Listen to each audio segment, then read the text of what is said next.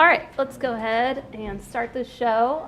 We just want to remind everyone, if you can turn off your cell phone or at least silence it, that would be really helpful to everyone. And of course, it's crazy hot, so make sure you check on your neighbors, and especially if they're elderly, and make sure they have a fan or someplace cool or water, all of that. Okay? All right, so first up, we got recognitions and proclamations. So our first proclamation is to proclaim Saturday as George William Nash Walker Day. Do we have a representative here to speak about that? I'm not sure if they were able to make it. I can speak to it later. Okay. So, Porter Arneal, Director of Arts and Culture, and as you all know, this is National African American Quilt Convention Week in Lawrence, Kansas, which is very exciting. And it starts tomorrow, and a gentleman named Daniel Atkinson contacted me. He used to work at KU, and he was doing research on Mr. Walker, and learned a lot about him and asked me to, one, create this proclamation, which you have before you. We also have identified Mr. Walker's grave at Oak Hill Cemetery, and we're making plans that has already been included into the notable graves in that area. And so we're including that, and then we want this proclamation because Dr. Atkinson is actually going to be here giving a lecture during the convention, but he doesn't arrive until July 14th. So I'll present that to them at that point. Excellent. Yeah, the African American quilt exhibition, that's this weekend. Of course, I saw some of them in the basement gallery of the Lawrence Art Center, and they are just super amazing. I hope everyone gets a chance to go down there and see how people can paint with quilts. It's really cool. It's beautiful work, yeah. Okay, well, I'll go ahead and read the proclamation. Whereas George William Nash Walker was born in Lawrence on July 15th in the aftermath of the Civil War, and whereas Mr. Walker co-created the famous traveling comedy duo Williams and Walker, and whereas Williams and Walker transcended the vaudeville stage and produced In Dahomey in 1903, the first Afro-American production to open on Broadway, and whereas Williams and Walker helped produce and appeared in 6 other theatrical productions, for which they earned national and international fame with their audiences and played an important role in fighting against racism and stereotypes.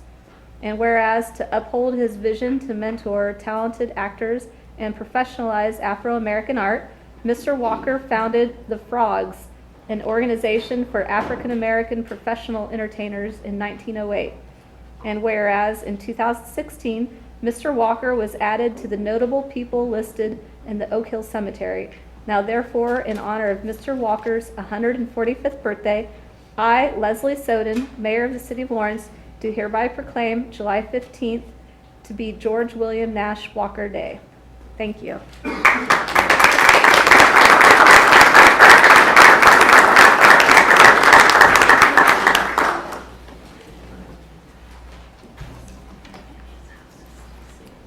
All right, so our second proclamation is recognition of the 100th anniversary of city management in Kansas. Thank you for recognizing the 100th anniversary of the council manager plan in the state of Kansas. As the recognition acknowledges, Lawrence adopted the city manager form in 1951. Coincidentally, one of your city management staff started their process of becoming a city manager in 1951. Can you imagine who that might be? It is important to note that the KU School of Public Affairs and Administration has been a major part of city management profession, not just in Kansas, but internationally as well. The KU program has been ranked the #1 program in public administration degrees by U.S. News and World Report since 1988. You can find KU city managers serving cities across the entire country. It's one of our major exports. Our current management staff appreciates the recognition, and we share it with the other county administrators as well. Thank you for this recognition. Thank you. I'll read the recognition. Whereas the year 2017 marks the 100th anniversary of city management in Kansas, and whereas on February 17th, 1917, Kansas Governor Arthur Capper signed the bill authorizing the adoption of the city management form of government by Kansas cities, and whereas on March 9th, 1917, electors of Wichita and El Dorado voted to adopt the city manager form and respectively installed their first city managers on June 18th and July 1st, 1917. And whereas the city of Lawrence adopted the city manager form of government in 1951, and today the city or county manager plan has been adopted in 73 Kansas cities, 2 counties, and serves 24% of the state's municipal population. And whereas, in addition to the city manager plan, cities in Kansas have an additional 97 cities and 30 counties with professional administrators serving over 67% of the state's municipal population. And whereas the Kansas Association of City-County Management is a professional association representing more than 192 local government administrators who serve Kansas cities and counties and promote strengthening the quality of local government through professional management. Now therefore, I, Leslie Soden, Mayor of the City of Lawrence, do hereby recognize 2017 as the 100th anniversary of city management. Thank you.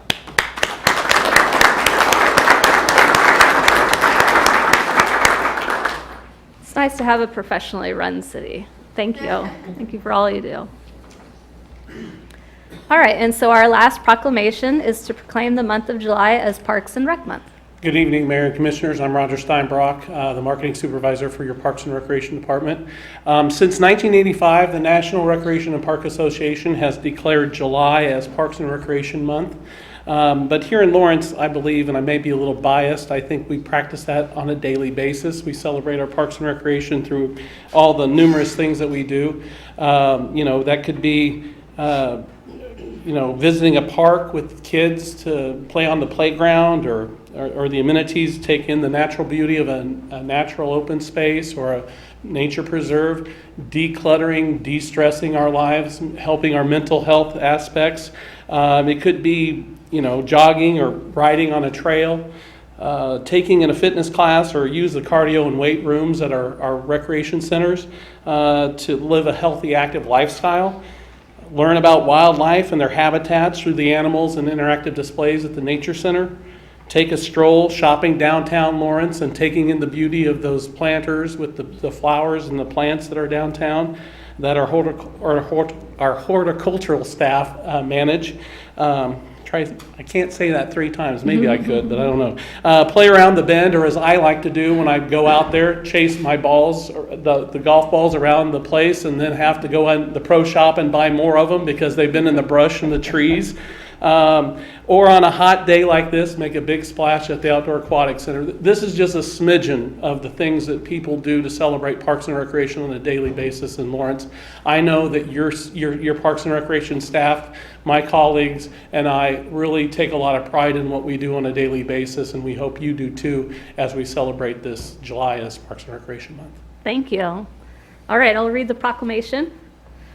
Whereas parks and recreation programs are an integral part of the City of Lawrence, and its recreation opportunities help maintain the quality of life in our community, ensuring the health and wellness of all citizens, and contributes to its economic and environmental well-being. And whereas parks and recreation programs build a healthy, active community that aid in preventing chronic disease, provide therapeutic recreation services for those who have special needs, and improves the mental and emotional health of all citizens. And whereas our parks and national recreation areas ensure the ecological beauty of our community and provide a place for children and adults to connect with nature and space outdoors to recreate, and the City of Lawrence recognizes the benefits derived from parks and recreation resources. Now therefore, I, Leslie Soden, Mayor of the City of Lawrence, do hereby proclaim the month of July to be Parks and Recreation Month. Thank you. Thank you, Roger. Thank you. Absolutely. Recreate parks. Okay, so now we're on to the consent agenda. All matters listed below on the consent agenda are considered under one motion and will be enacted by one motion. There will be no separate discussion on those items. If discussion is desired, that item will be removed from the consent agenda and will be considered separately. Is there an item on the consent agenda that a member of the commission wishes to remove? Okay. Is there an item on the consent agenda that a person in the audience wishes to remove? Okay, so looks like we'll do the consent agenda as is. So I'll accept a motion to approve the consent agenda with the addition of claims in the amount of 412 vendors for a total of $9,924,751.58. And we do want to make a note that 2 of those vendors are receiving payments over $1 million. The library is getting one for $1.5 million thereabouts. And then 19th Street reconstruction CIP project for water line and sanitary sewer relocations for $1.2 million thereabouts. Sherry, I don't have to say the exact amounts, do I? Okay, because I have the grand total. Okay. So moved. Okay, motion made by Vice Mayor Boley, seconded by Commissioner Amix. All those in favor say aye. Aye. Any opposed? Motion passes unanimous. Let me pass this down to Sherry, please. Okay. So now we're on to public comment. Addressing the commission, the public is allowed to speak to any items or issues that are not scheduled on the agenda after first being recognized by the mayor. As a general practice, the commission will not discuss, debate these items, nor will the commission make decisions on items presented during this time. Rather, they will refer the items to staff for follow-up if necessary. Individuals are asked to come to the microphone, sign in, state their name and address. Speakers should address all comments and questions to the commission. So come on up and sign in and tell us what you think. Well, my name is Brad Gibson, a resident of Lawrence. The reason I'm here tonight is to talk about the East 9th Street project that was contracted by El Dorado Architects. Okay, the city was ripped off by El Dorado Architects. We were cheated out of money, and we need to get it back. And this is why.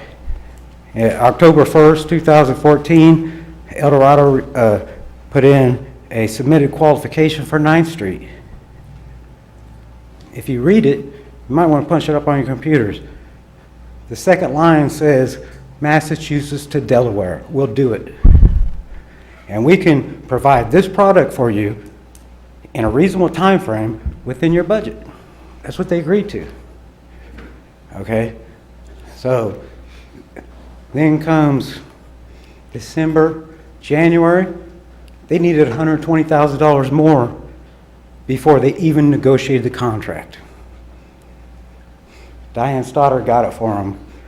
It was never mentioned in the public meeting. There was a pay increase, never even mentioned. So when you punch it up on your computers, you go down and you'll see the deliverables for phase 1. And the deliverables are a work plan. We got that. We didn't know what was going on at the time. We said, sure, let's do it. Okay? After they got $120,000 more, before they even negotiated the contract. So then, we get to October 20th, I believe, 2015. They came before the commission with a concept design. And they said, it needs a lot of work. Mr. Amix, you remember this. It needs a lot of work. It's not done yet. We're just presenting it to you. And that's what they did. And the city received it. They were advised, you're not making any approvals tonight. Okay? So then, but we'll be back. When we get figured out, we'll be back. They came back in April, the first week of April, with a design development document. Architects do not go into the design development document phase until the concept design is completed and agreed on by all parties. And the budget reflects all of the changes that were made to get there. But no, we got a design development contract document. And we haven't even had the opportunity, the governing body and the city, the residents haven't even had an opportunity to weigh in yet. And we got a design development document. Okay? It's a false document. It's not real. And if they collected the $77,000+ off that document, Not only did they break their contract, I think they broke the law, okay? Yeah, this is serious allegations, okay? So then, we get presented this design development document.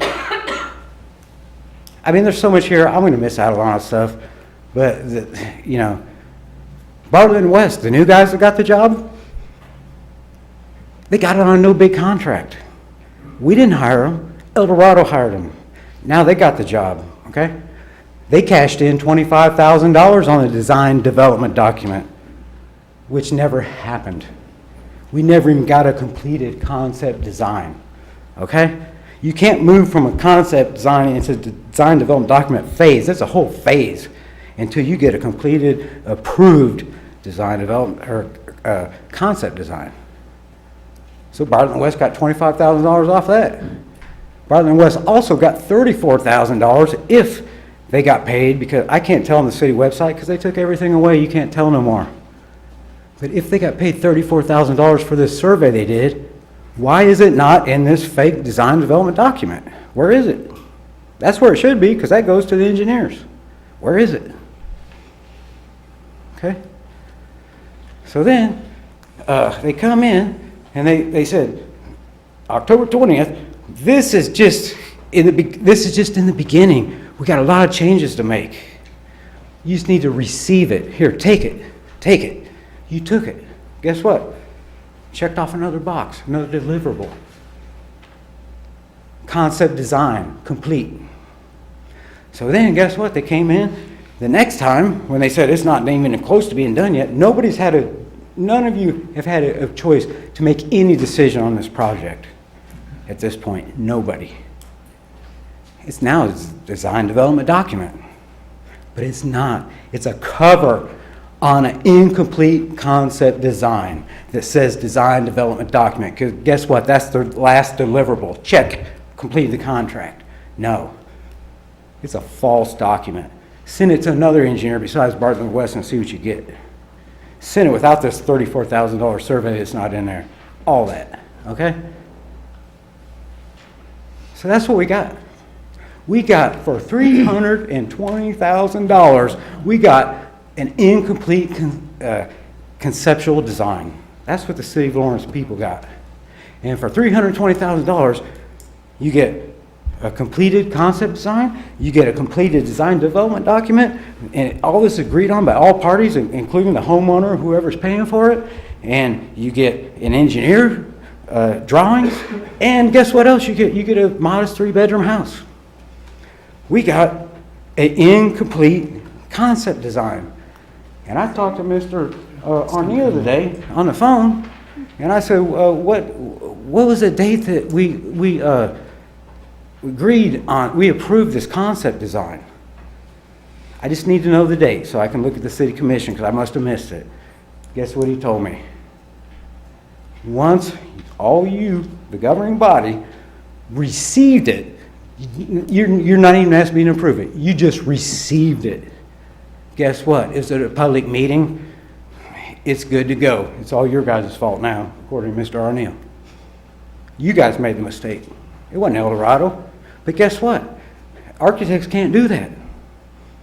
If this was your house and somebody came in with a concept design and said, hey, just look at it, we got a lot of work to do, and then they came back and slipped in a design development document cover on top of it, and you said, okay, because you didn't know, now it's the homeowner's fault? No.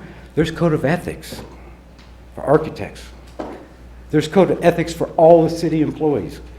All the city employees agreed to code of ethics. If you know of any theft, fraudulent, anything going on in the city of Lawrence, you're required to report it. Okay? You all know, or a lot of you already know, but you all know tonight, you're required to report it. El Dorado Architects not only broke their contract, because their contract says we will perform this job in the same skill and judgment as you'd expect from any other professional. Is that what you expect on your house? To slip in a design and development document cover on top of an incompleted concept design and mark off the box and say contract's done? No. Okay? So now the city knows, everybody knows, And everybody that's a city employee is responsible to report this to whoever is their authorities. They broke, you cannot, by law, you cannot bill somebody for services that you did not, knowingly did not perform. And that's what they did. They put a cover on an incomplete concept design and delivered to the city. And now since you all accepted it, it's all your fault. According to Porter. And that's all I got. There's a lot more. Believe me, there's way more. That's all I got tonight. Thank you. Thank you, Brad. Any other public comment? Okay. All right, so we'll move on to, what? Where, oh, yeah, please, come on up, sorry. You have to come up to the microphone. If it has to do with the budget, you wait until we have that in our regular agenda. We have more agendas over there by the door, if you'd like one. Okay. Any other public comment on items not on the regular agenda? Okay. So let's move on to the regular agenda. Before we dive into it, I want to mention that the last item on the regular agenda is number 6. That item is to basically defer the conversation until July 18th. So if anyone is here just for that item, I want them to know so they don't sit through the whole agenda and then we come up to and say, okay, we're going to talk about that July 18th. So just want to let everyone know that. Okay, so now we'll move on to number 1. So, number 1. If I can scroll back up, I'll read it. My computer just locked up. There we go. All right, number 1. Oh, first of all, let me read the gray box. The public is allowed to speak to any regular agenda item or give public comment after first being recognized by the mayor. Individuals are asked to come to the microphone, sign in, and state their name and address. Speakers should address all comments, questions to the commission. So the first item is to consider the following items related to Cedar Grove residential rezoning located north of Legends Drive and in the 1100 block of Biltmore Drive and Research Park Drive. This item was deferred by the City Commission on May 16th of this year. Commissioners will need to declare ex parte communications. A protest petition was not submitted. Let's go ahead and do the ex parte before we get started. So I believe I just got one email from Nathan Kaufman. Did you guys have any communications on this item? I had some discussion with Roger Johnson. I had a call this afternoon, and I believe the gentleman's name was Doug Haskins. And then I had an email from Mickey Strimmel along with I think the same email that we all got from Nate Kaufman. So. Thank you. If I could just interject. Sure. Generally, when you're disclosing ex parte communications, you should give the substance of the communication if it is not already reflected in the record, so that if there's anyone in the audience that wishes to comment about the information that you received in those ex parte communications, they have an opportunity to know how to focus their comments. Okay, thank you. The email from Nathan Kaufman was just against the rezoning. Did you have any more to add about your communication? Yeah, Roger Johnson asked me if I had any questions, and several weeks ago when the item was on the agenda, we talked about the removal of the industrial zoning and had discussion about the land that was on West Campus and how that it appears that there is at least some industrial zoning, that'll be included on that, the IVP kind of stuff. Mr. Haskins said that, I think that's his name, that I got the call this afternoon that is a builder and was just telling me about the project, nothing in particular. And Mickey Strimmel's email today was about, she's a realtor here in town, and talked about the importance of that property and the effect it has on the market and taxes it'll produce and general comments. So that was it. I had a phone conversation with Mickey Strimmel as well, and on the phone conversation, she talked about the amount of real estate that's available right now, residential real estate available right now, and what that supply amounts to, a number of what they call number of days supply, and the thesis of it was basically we need a whole lot more residential real estate for sale right now. We've kind of dried up. I had a meeting with Marilyn Bittenbender regarding the amount of inventory for office space versus industrial versus residential. Discussed the market situation with all of that, and that's pretty much it. I got the email from Nate Kaufman like everybody else did, and I also had a telephone conversation with Jason Hoskinson. We talked about the KU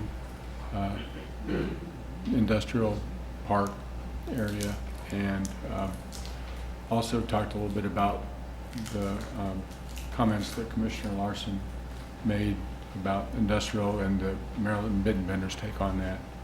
So it was pretty much what's in the record.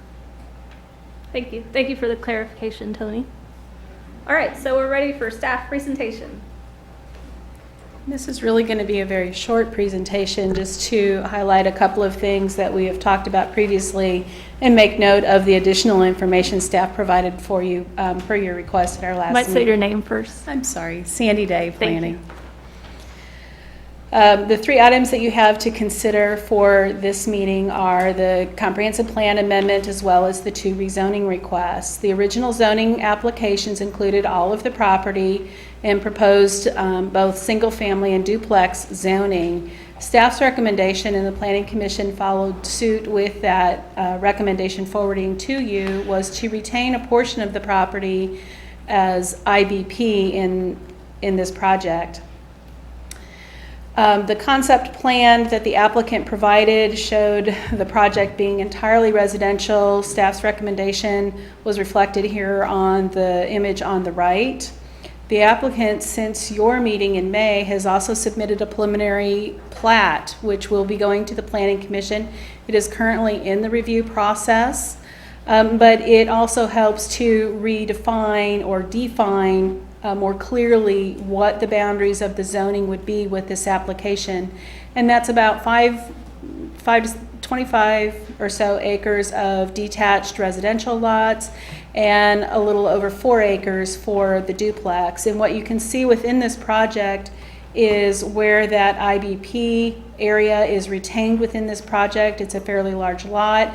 It is reflecting what is across from it on Research Park Drive and on Legends Drive. And it does allow for future development of this lot either as one whole parcel or to be further subdivided in the future depending on what an end user would be. The RM12D district, or the duplex, provides that buffer and transition as you move into the single-family zoning district, which continues that development pattern to the surrounding area to the north and to the west. Some of the additional information that you requested, there were 3 specific topics you asked staff to follow up on: the impact on the industrial inventory, as well as the university's master plan, and then how that preliminary plat addressed some of the resident comments and concerns within this project. I won't go into a lot of detail on that summary information. We certainly will answer any questions that you have, but in summary, the IBP district, those uses you can find in also the commercial office as well as many other commercial districts. The more sensitive industrial districts are those that have less ability to be compatible with their surrounding areas, predominantly the IG, the IM, and to a degree the IL. And when we talk about preserving industrial zoning, those are the districts that we tend to focus on. With regard to the KU project, their master plan, we did sit down and talk with university officials. I know the applicant did as well. And really what we walked away from was that this is really a very flexible plan at this point in time, and it is intended to be flexible to give the university maximum opportunities to respond to various land use development requests as they come forward. So it's not a one-for-one trade IBP district for university zoning, although it doesn't preclude it, it doesn't mandate it either. With regard to the preliminary plat, as I mentioned, it is still in the review process. The traffic study has been reviewed and accepted by our city city engineer, and the traffic study conclusions are really that the proposed traffic generation of the residential project is less than what would be a full build-out of the same area in an office, industrial business park type use. What they have done with the project is they have offset streets, and the project will also require some traffic calming, and all of those pieces we will continue to review through the preliminary preliminary plat, and then also the final plat ultimately will come to this body for acceptance of easements and rights of way. One of the other features of the plat that the applicant has proposed is the use of a landscape easement that provides some transition and buffer that occurs between the duplex and the existing IBP district. The applicant has talked about doing some other features along the abutting properties, such as berms, and that's an element that we continue to look at through this project. Staff's recommendation is still for approval, and we'd be happy to answer any questions that you may have still about this project. Any questions for staff? The research area that is on West Campus, you talked about the flexibility of that area. The master plan, if I recall, now still it shows quite a bit of what would be considered research type of property, actually even extended, it looks like, to the corner of 23rd and Iowa. And I was just, how many acres are in, do you have any idea how many acres in the West Campus area, that developable acres, any idea? I do not have that number, I'm sorry. Okay, sorry, that's an unfair It question. would make for a significant Yeah. development. Commissioner Amix. Okay. But yeah, we don't have that exact number. But really, as Sandy said, the thing we walked away with is that it's a bit of an unknown. It's still a desire of KU, but that could change in the future. Do we believe, because of the amount of property that is on the West Campus that could be developed for research type property, that is probably the most logical place where that type of development will occur in the future because of its proximity to KU and any other thing that goes along with that? I think it's a good location, as KU has designated. I also think it's KU may have the greatest connections and ties to make something like that happen on a significant scale, because of their research capacity and what they're driving towards from an educational standpoint. Well, one of the questions, that I had several weeks ago was the removal of industrial property, or at least any type of industrially zoned property from existence, and replacing it with something else, was just the loss of that property and the effect that it has on our inventory. But quite honestly, as we look at the application is to consider, whether or not it's appropriate to rezone this property as single family. And I kind of forgot some of that along the way. But that was just a question I had a comment to make. So anyway, thank you. See, I got a quick question for you. On the traffic calming that you talked about, is that going to be throughout the whole neighborhood, on all the streets of the neighborhood, or? It would typically happen at anywhere where streets intersected a four-way. It would probably occur at the entrances to the subdivision, where you're transitioning from the industrial to the residential, potentially something on, is that Biltmore Drive? Those still have yet to be designed and identified exactly where they will be. Would it be possible to have some of that traffic calming up on that north end of Biltmore, where it intersects with the older neighborhood? That is definitely possible. One of the things that we've talked about, they've done a small kind of mini island here, where they're starting to neck down a little bit the width of that street, so you're making that transition. It's one lot deep, and then it's immediately offset. So those are traffic calming measures as well. Okay, all right, thank you. Yeah. Any other questions for staff? Did you say that the applicant had filed a preliminary plat? And what was the easement that was shown next to the adjacent properties, the depth of the, any idea? That is a utility easement, and the applicant is here and can probably address that. I want to say it's 10 or 15 feet wide. Well, the reason that I ask is obviously that was some of the discussion, that was in the planning commission about, somebody had promised that there would be a, 100-foot easement or buffer through that area. And I know we can't find that exists. Okay. They're not proposing a 100-foot buffer, we can say that. They're not? They're not. Yeah. I thought it was like 20 or 30. And it would be, it would be appropriate for Mr. Okay. Yeah. Hoskins to address it. Yeah, go ahead. Okay. Okay. Good Make sure you evening, say your name for the record. Yeah, good evening, Mayor and Commissioners. Jason Hoskinson with BG Consultants. Let me see here. Yeah, so there's utility easements around the perimeter, and that's primarily to get the utilities around the backside, sanitary sewer. But if you were to put a scale on this and look closely, we've actually provided an extraordinary setback on these backside lots abutting the RS7, kind of where I'm highlighting right here. And that gives us the opportunity to do some berms, capture some of that, do some landscaping, and try to appease some of the neighborhood concerns. So how much was the easement or the setbacks? The setback is 40 feet from the property line, which would equate to the 40-foot buffer yard that would be required if this was IBP Okay. under the current code. Okay. Don't go far. Did you have any other questions for staff? Okay, well, let's go ahead and open it up for public comment, and then if there was more that you wanted to speak to, now would be your time to do that.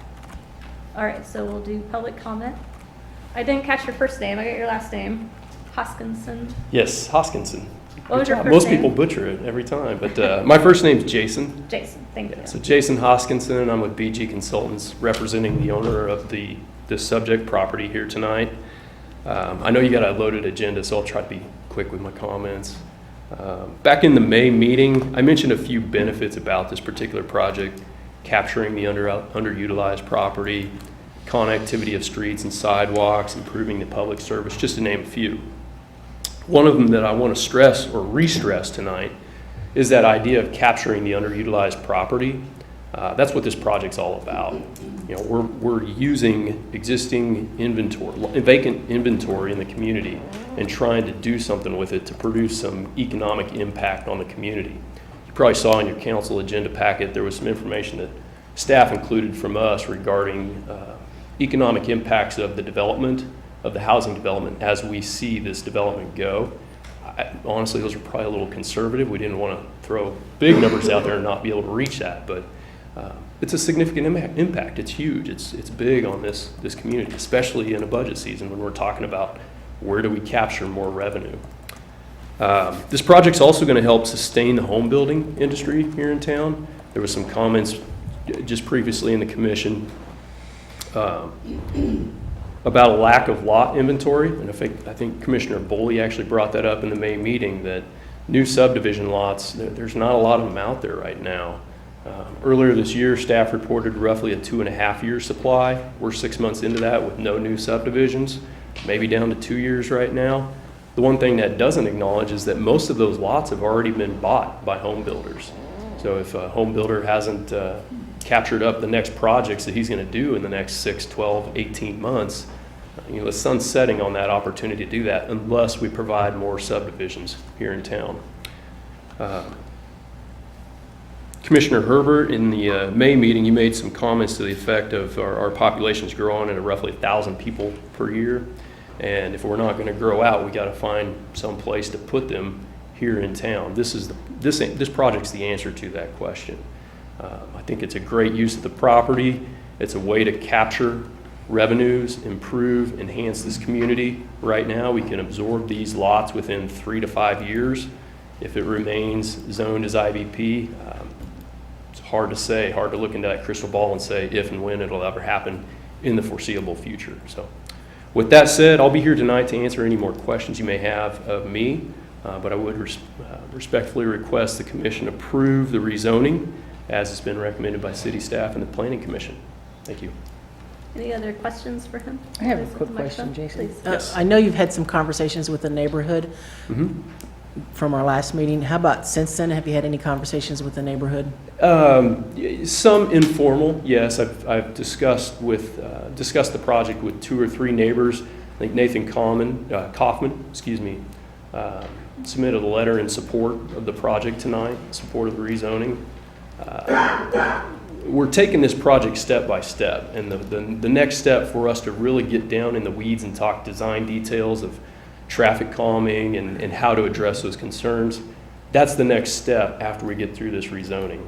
So we're hoping the rezoning goes through tonight, so then we can actually get into more detailed conversations with them and explain just exactly how this is all going to lay out.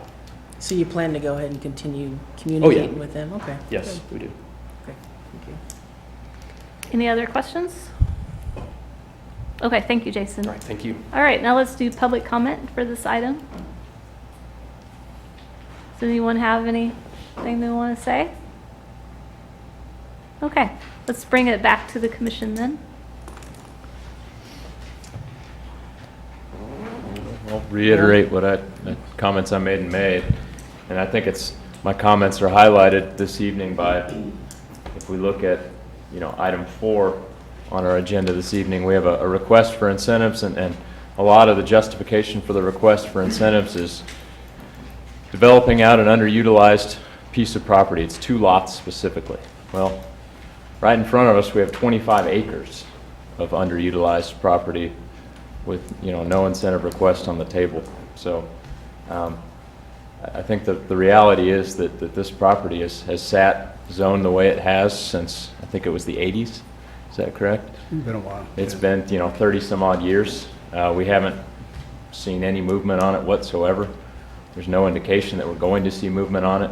In the meantime, we have people not only ready to make a move, but ready to provide something for our community that, in speaking with realtors and others, will tell you it's pretty necessary, that we're running out of available residential lots, and we're not running out of people that want to live here. So to me, it makes a lot of sense. Yeah, once I had a chance to take a look at the industrial land inventory, and then also speaking with realtors, some of the things that I learned is that I didn't realize is our office space is our slowest growth sector for Lawrence, and I did not realize that. And it's one of the most difficult to fill when you've got an empty building. One of the buildings that I had talked with somebody about was the one over at 18th and Wakarusa, that the big building. It took over 10 years, over a decade to get that to 90% occupancy. So I found that quite intriguing, informative information. And then also that I know I was confused at the last meeting as to whether industrial, we were short of industrial property. I thought we are just for general industrial, and I think Matt had pointed that out, and so that was good information for me to learn. And speaking with the neighborhood, they had requested some changes, and I can see that the developer has come in and made some changes in the street design. I'm definitely interested in seeing traffic calming, even if you can bring it up north of Biltmore if the neighborhood wants it. I would be interested in seeing that. So based on that, I would be supportive of this project. Any other comments? Well, again, my concern was just taking industrial property out of production because it is so hard to zone, and the process that we have to go through as a community to make sure that we have that ground available. As we build housing, one of the things that we need to be careful of, and I think the Commission's done a very good job, and staff has done a very good job at making sure that we have business-type commercial and industrial property available for these new residents to be able to work at. And so I think that that's something that we need to take in consideration. My concern, like I said a couple of weeks ago, had to do with the amount of industrial available, research property available, because that's what this was designed and was supposed to be for. But it does sound like the West Campus property is going to play a big role in what the development's going to be in the future. As far as this property and the compatibility with the neighboring property, this is probably the most compatible zoning that we'll ever have before us, and makes all the sense in the world. So I suppose with that, this is an easy deal. Lisa, I appreciate your comments about the traffic calming. I think that that is something that's going to be important, especially as it goes north to Biltmore. I think of that new intersection that is just to the south there. I think there was some discussion several weeks ago, then we talked about the possibly roundabout or some type of traffic calming there, and I'm sure that that's been relayed to the neighbors to the north. Again, I assume that that'll all be paid for by the development and the developers in this case, and I would want to make sure that that was a stipulation as far as this goes. So with that, I believe it's the most compatible zoning and makes all the sense in the world, and I plan on supporting it. So, thank you. I appreciate everyone's comments, and I concur. Okay, so we have 3 actions here that we have to do one at a time. The first is to consider a comprehensive plan amendment to Horizon 2020 to amend the boundary of the Oriad West Research Park. So would anyone like to make that motion? So moved. Second. Motion made by Commissioner Amix, seconded by Commissioner Larson. All those in favor say aye. Aye. Any opposed? Motion passes unanimously. So the second item is to consider a request to rezone approximately 25.4 acres from IBP to RS7. Go ahead. So moved. Second. Motion made by Commissioner Amix, seconded by Commissioner, what's her name, Matthew? Herbert? All those in Still favor here. say aye. Aye. Any opposed? Motion passes unanimously. Mine And- was an aye, too. I'm sorry. I got caught up in the moment. Okay. Okay, so the third and final item is to consider a request to rezone approximately 10 acres from IBP to RM12D. So moved. Second. So motion made by Commissioner Amix, seconded by Commissioner Larson. All those in favor say aye. Aye. Any opposed? Motion passes unanimously. All right, thank you. So on to number 2, about the budget. Consider the following items related to the 2018 operating and capital improvement budget. I didn't even hear what you said. Did you just say something wrong? Forgot to vote.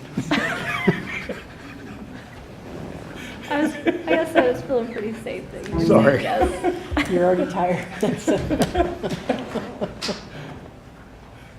Oh, we okay. Good evening. I wasn't sure if there was going to be a finance proclamation tonight. It seemed like the city managers and the, I know Public Works has a week or a month or whatever, but I guess maybe finance hour. It's not really the most exciting hour either. Sorry, I don't even know how to zoom this in. Here we go. So this evening is fairly straightforward actions in regards to the 2017 and 2018 budget. I'll just briefly describe what we're going to do, hopefully over a few minutes, and then kind of go back over. So basically the first part of the action this evening is to take a look at the 2017 amended budget. The next, and then to set a hearing to have a public hearing about that budget, those budgets that we're amending. The next section would be 3 ordinances and a resolution that would talk to or change the utility rate structure for the, or not structure, but the utility rate amounts for water, sewer, some administrative fees, that's the resolution part, and then the solid waste fees, and then the stormwater fees.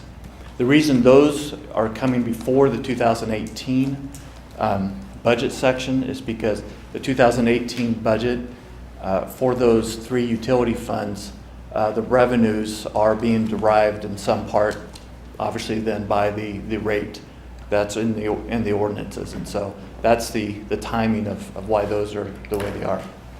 Here, if I could ask a question. Mm-hmm. So Brian, those ordinances and resolution have to be passed prior to the adoption of the 2018 budget?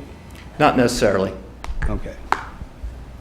That's just generally, the practice would be to do that either at the same time or beforehand, because if you adopt the budget based on these utility rates and then you don't come back and adopt the utility rates as presented in the 18 budget, then that you would have to go back and amend then what you had already adopted for the 2018 budget, if that Got it. follows. Okay. So having gone through those three items, the first item up would be the review and setting August 1st for an evening for the public hearing to address amending the 2017 budgets. There are 5 budgets that are being proposed for amendment. This is somewhat new for the governing body. In the past, I believe there was maybe 1 or 2 amendments throughout the year. Now that the city is adopting more budgets, the budgets that you see, the Park Memorial, the Housing Trust, and the Economic Development Funds, in the past had never been even budgeted. So some of these budgets have a little bit more volatility to them, and I'll explain a couple of these coming up.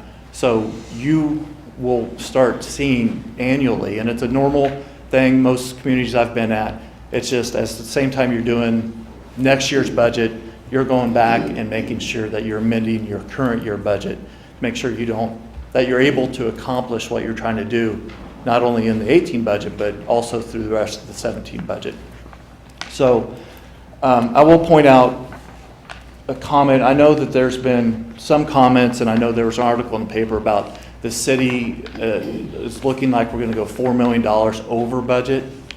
That's really not the case. When we talk about budget, we're talking about the legally adopted budget, and that's what we're presenting here. As you can see, there are 5 funds that we're saying to amend the legally adopted budget.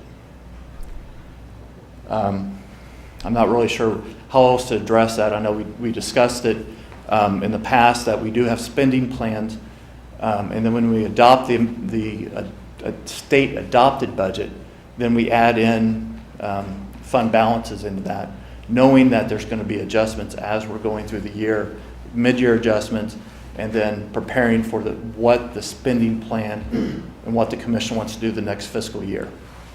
So with all that, let me just go through these 5 funds and the reason why we're amending these. The first one's the library. When we brought forward the library fund last year, in the past, the city used to hold on to some of the fund balance for the library for several reasons. One being just in case the taxes don't come in as was being projected, that the library then wouldn't have a shortfall in the distribution from the city. And the other one is, and I was talking with Casey this evening, is so we don't have to amend the budget every year when there's some extra dollars in the library fund to distribute to them. Well, now that I'm proposing that we do an amendment each year, this would be a normal thing that you would see. So what you're seeing in the library fund is at the end of 2016, we had funds that were left over that when we budgeted for 2017, we didn't identify spending down the fund balance like we are, that we've proposed to do, and that the 18 budget is also based on. And so what this simply is spending, originally it was set at $4,033,000. We're looking at spending $4,131,000. And that is zeroing out, if you will, all the funds that the city has on hand that were raised for the library. So I don't know if you want me to stop on each one of these items or just... Is the library spending $100,000 more? Yeah, we don't know what they spend until they haven't received all this money yet. They have we're amending to show that they have $100,000 more than what we had approved a year ago, right? We are distributing $100,000 more to the library than what we originally proposed to do in 2017. What they do with that additional $100,000, that's again, whether or not the library is going to use that for fund balance, or they have other items that they'll use that $100,000 for. It doesn't mean they're necessarily going to spend it. They could reserve it back to the fund balance. Got it. So their fund balance is now 0 after this? Yes. And this was an intentional thing that we did to say it's up to them to take the money and budget it. We're not gonna hold anything back and take care of it, essentially. Correct. This was all about, last year when we talked to them about, the tax lid and how that may impact them, and they came forward and said, well, actually, and we agreed, sure, we have the mill levy, we'll raise whatever taxes come from that mill levy, we'll send that over. And that's simply, what we're doing here is just doing what we said we were going to do. Take the cash that came in as part of the mill levy. Now, that fund balance came over a couple years. It's not all 2016. There was some carry forward in 15 and 16. And basically then in 17, we're saying, here's the complete balance that was raised for the library mill levy purposes. So the increase was already in the budget. I mean, the fund balance was already in the budget of $100,000. It was. So we're not really increasing the spending, we're just getting rid of the fund balance. Is that? Well, in order for us to get rid of the fund balance, we technically spend it. Okay. We transfer it to them, we wire the money to them, and that shows up as an expenditure on our books. Okay. So even though it's just, here's the fund balance, it's an expenditure for state budget purposes. And that's why we have to actually have a public hearing to say, this is what we're doing with these dollars.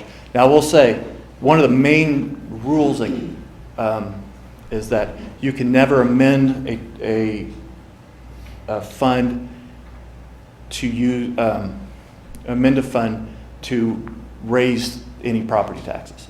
You cannot do this amendment and raise additional property taxes to it. You can only use funds that were pretty much unexpected.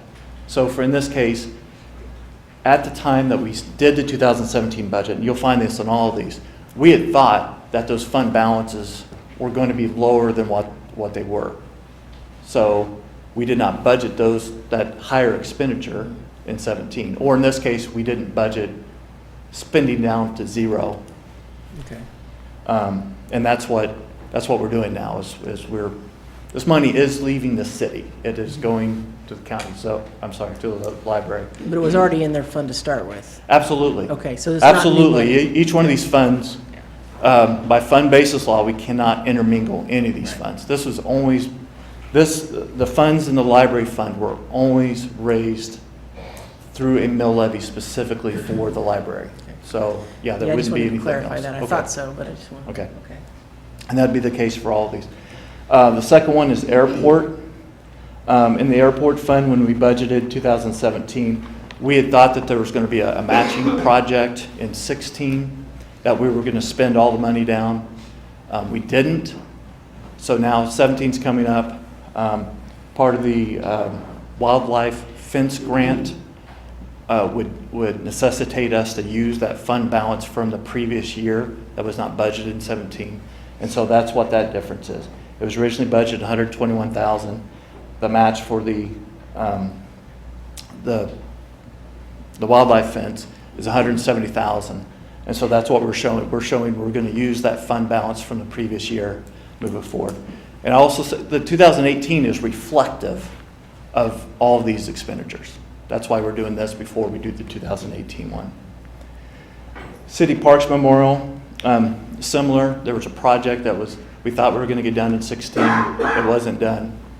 So it's now in the budget to be done in 17. And so we're just using that cash that was not spent in 16 to spend it in 17. Housing Trust, this is in regards to the housing study that was originally not budgeted for in 17. And so that it goes from $300,000 to $380,000. That $80,000 is to reflect the housing study. And then finally, the TDD, TIF, NRA, that's our economic fund. That's a group of funds. And really the major one there is the ORIAD. And if you recall, we originally had money that we had been holding money from that transaction, if you will.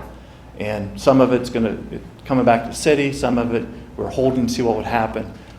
When we originally budgeted for this, I budgeted that the settlement was going to take place in 16. It didn't. So by the time that we knew it was going to take place in 17, we'd already budgeted a lower expense thinking that we're just going to be back on par. So we had money that basically was due as part of the settlement, and the money we're holding inside. So this reflects then paying back basically what we were holding of their funds.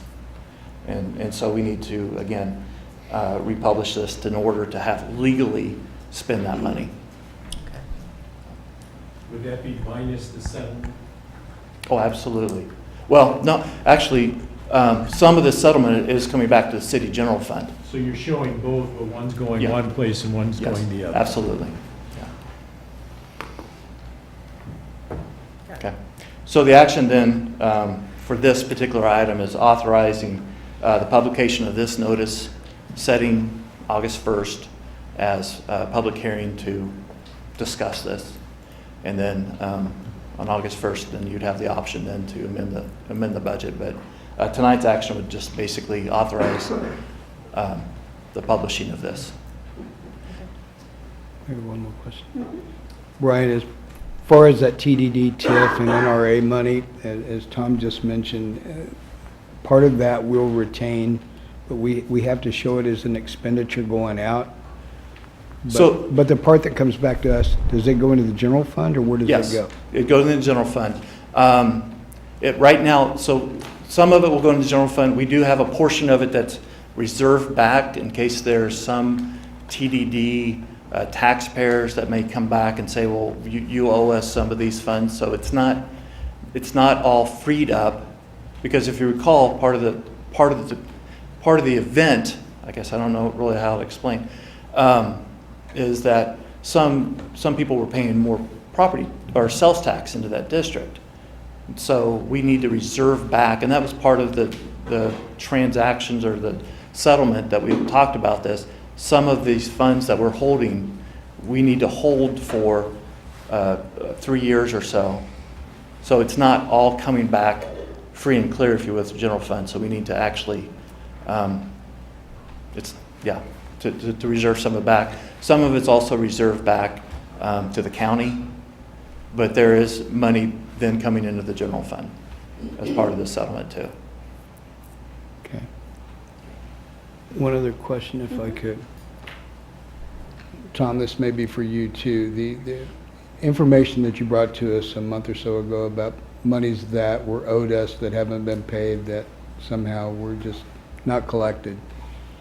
If those are collected now, would we do another amendment to the 2017 budget, or would those be monies that would it depend on the year that they were collected? I think if we wanted to expend those funds, we'd probably come back with an amendment. The revenue comes in, as a distinct item. I'm not sure that that's going to benefit the general fund, though, is my recollection. There's a special that goes back into a special designated fund for the one part of it anyway, for parking purposes. Where's the lease money go typically? The land lease would be into the general fund. So that would go into the And I will say it is budget, that a portion of that is budgeted to come in as revenue. I will say so far in the audit, we have collected $6 that we found that was unbilled. So we do know we have another $6. But other than that, there has not been any big things like the one that we talked about with the land lease agreement. Those revenues are in there. We didn't do an audit for $6. Oh, no. There are some bigger numbers that are in dispute. Yeah, I will say that it was an agency that on their own said, oh, we read this in paper, then went back and read the lease agreement and said, oh, it's $1 a year, so we got to check for $6, which I thought was really good on their part. But we don't anticipate a large. Did it include interest though? I won't say it wasn't discussed. All right. Okay. Is there any timeline We on have the late collection of fees on those our funds leases. yet? Oh, collection of the funds in dispute. There are funds in dispute. I'd have to. I'm looking at Tony to see if there's any timeline. That's not related to the budget side of things, since those dollars are actually those dollars are budgeted, and what we think are owed to us are budgeted as revenues. We are in discussions with particularly one land lease partner, and it is our desire to have it collected as quickly as possible, but I don't have a timeline that I can set forth tonight. They're being given an opportunity for some discovery. And so there's some exchange of information that needs to take place before, you can really get down to the final determination. But you should see that in the not too distant future. Okay. So that's the amended budget. Personally, I like this as a practice that we do always come back to you and say, here's how things are going mid-year, a good base, and this is I think a good discussion to have at the big policy decisions of what's going on throughout the year. So, but at this time, the next action would be to authorize publication. Any other questions for staff? Okay, well, let's do public comment just on this item real quick. Okay, so public comment for the 2017 amended budget. This isn't for next year's and increases and all that. This is just to amend our current budget. Any public comment? Okay. All right, so it sounds like we need to take care of this. Brian, Go ahead. Given that this caused some confusion as to are we spending, did we exceed the budget? And on paper, it looks like we did, but through your explanation, it appears that this is actually just transfer of money that we had always intended. Is there a way that next year when this happens again, we can kind of front end the article, so to speak?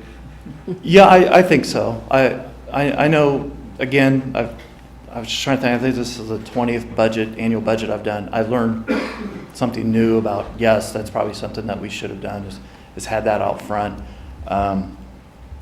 I do want to just say, these particular items will be the new budget.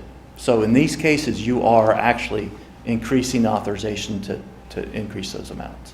The other funds, all the other funds don't need that because we'll still be underneath the statutory budget authority. It's only these that we're at that point.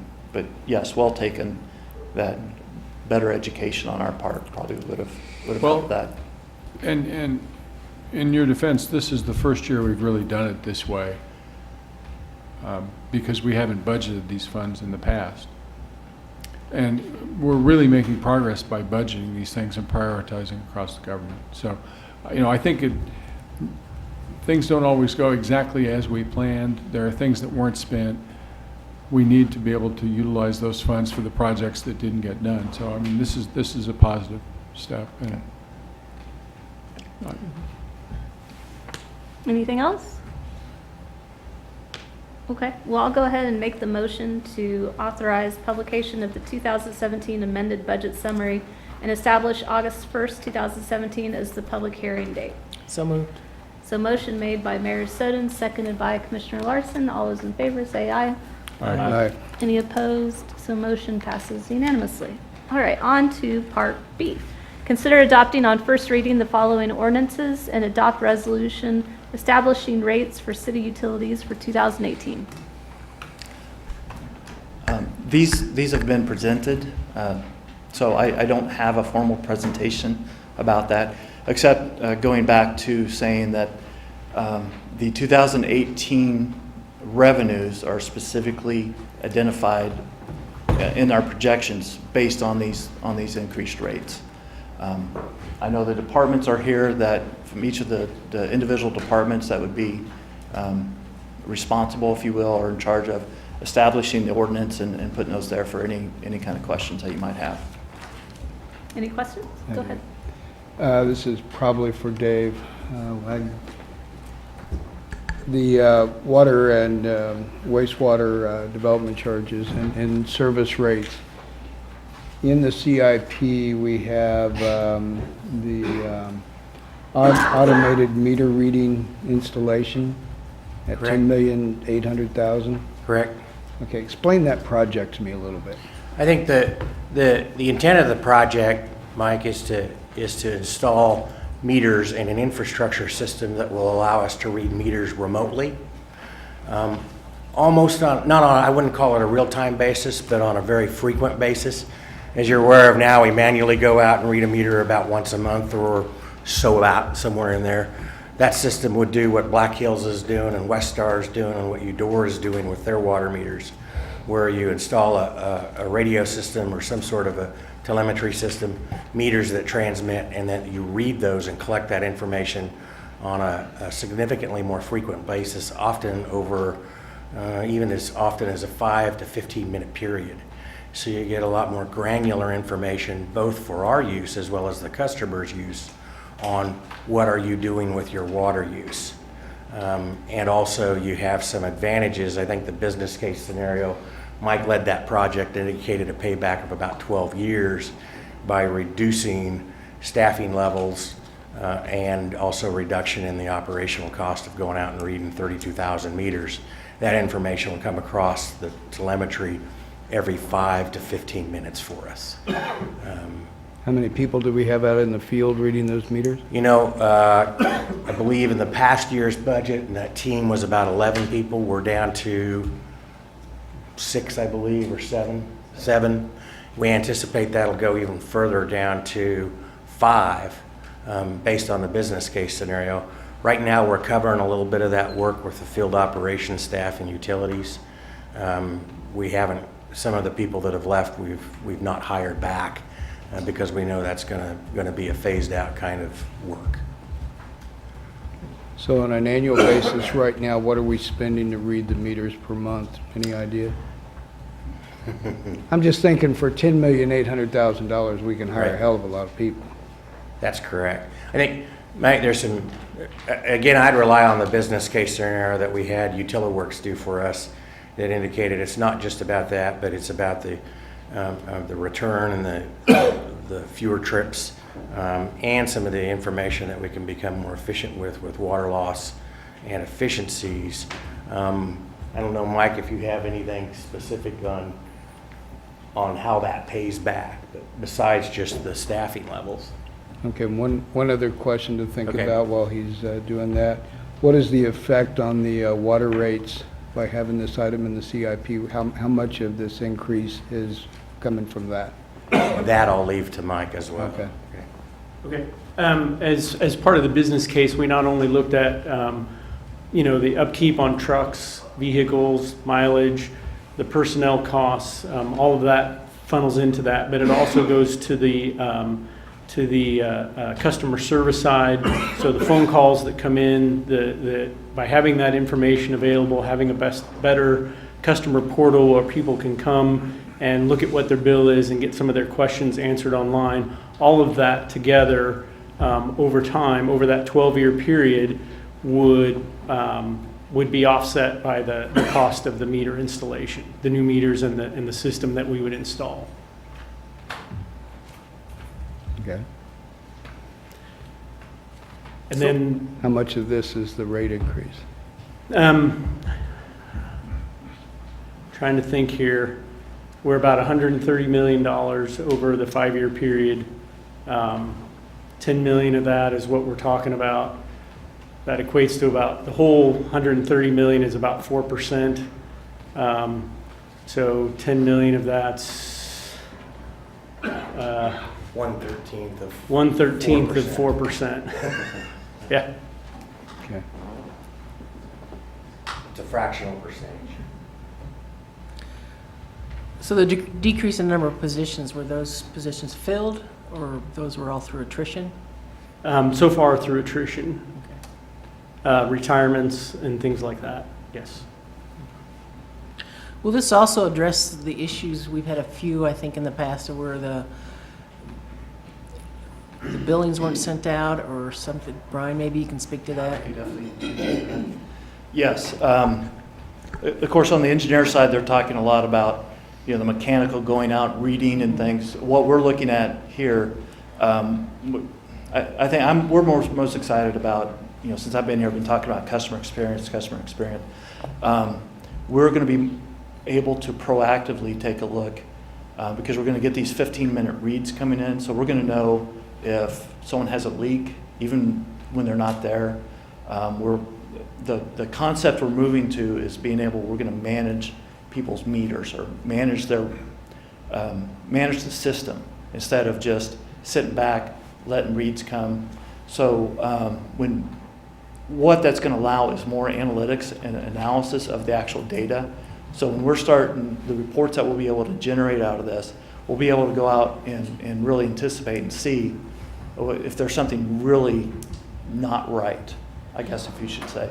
Like if this person's utilities is just way out of whack of people along their streets, what's going on there? And that's where, in this particular case, we would say, wait a minute, that's not even possible. There must be something going on with whether or not the billing, the meter was set with the wrong, we put it in like this, but we're reading it wrong or something like that, or the software's not reading it correctly.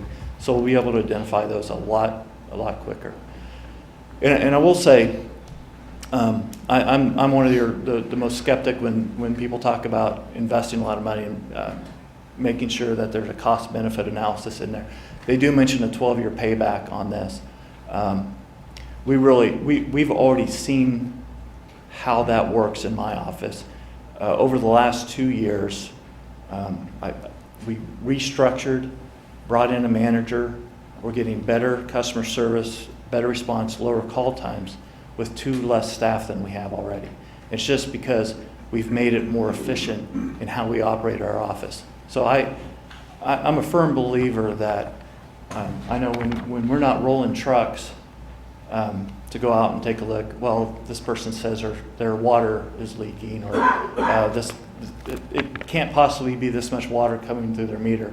We'll be able to have that conversation with them in the customer service office where they're looking at the same real-time data that we are. We could say, well, if you look right now, if all your water's turned off, you can see there's still water going through your meter. So we really think it's not just efficiency on that side, but the customer service experience, and of course things like wasted water. We don't want to see water going down the drain. We certainly don't want people to pay for it if they're not using it. So I don't know if that answers the question. That's good. So will there need to be positions filled for people to run the technical side of the system, since that'll be new, right? Well, I'll say, so we've really done quite a combination of our departments. So I'm answering part of our office-wise. We are already gearing up for this, and so as someone through attrition, or actually the staff we have on hand, I think we could do retraining and make sure that they can do it. I would say half of them can handle this as it is on our side of customer service thing. I don't know, technician-wise on your side. Lisa, absolutely. I think that we anticipate, and we're actually already underway in learning the new technology and the new equipment and training on it, looking at it, getting a feel for it in the field. We certainly anticipate the people that are currently reading meters and doing customer service reps, those jobs are going to change, and as we can, we'll retool them to do the new, clearly a higher technology type of a job than what they're doing today. So, but that, like Brian says, that process is already underway. So, thank you. Any other questions? All right, no. Did we interrupt your presentation or review, or No, with questions? so- Did you have more? So the second part was in the ordinances for the rate, and if there's no other questions regarding that, then we can move on to the 2018. Well, let's do budget then. public comment on this item. Okay. And then we'll move to number C. All right, is there any public comment on the new rates for utilities for 2018?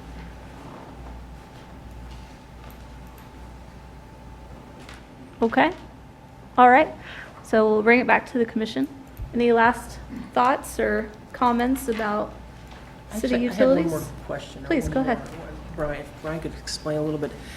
I met with you and Casey a few weeks ago. You explained to me how the rates are determined, some of the limitations we have, as well as the contractual obligations we have for setting rates. Could you go over that a little bit?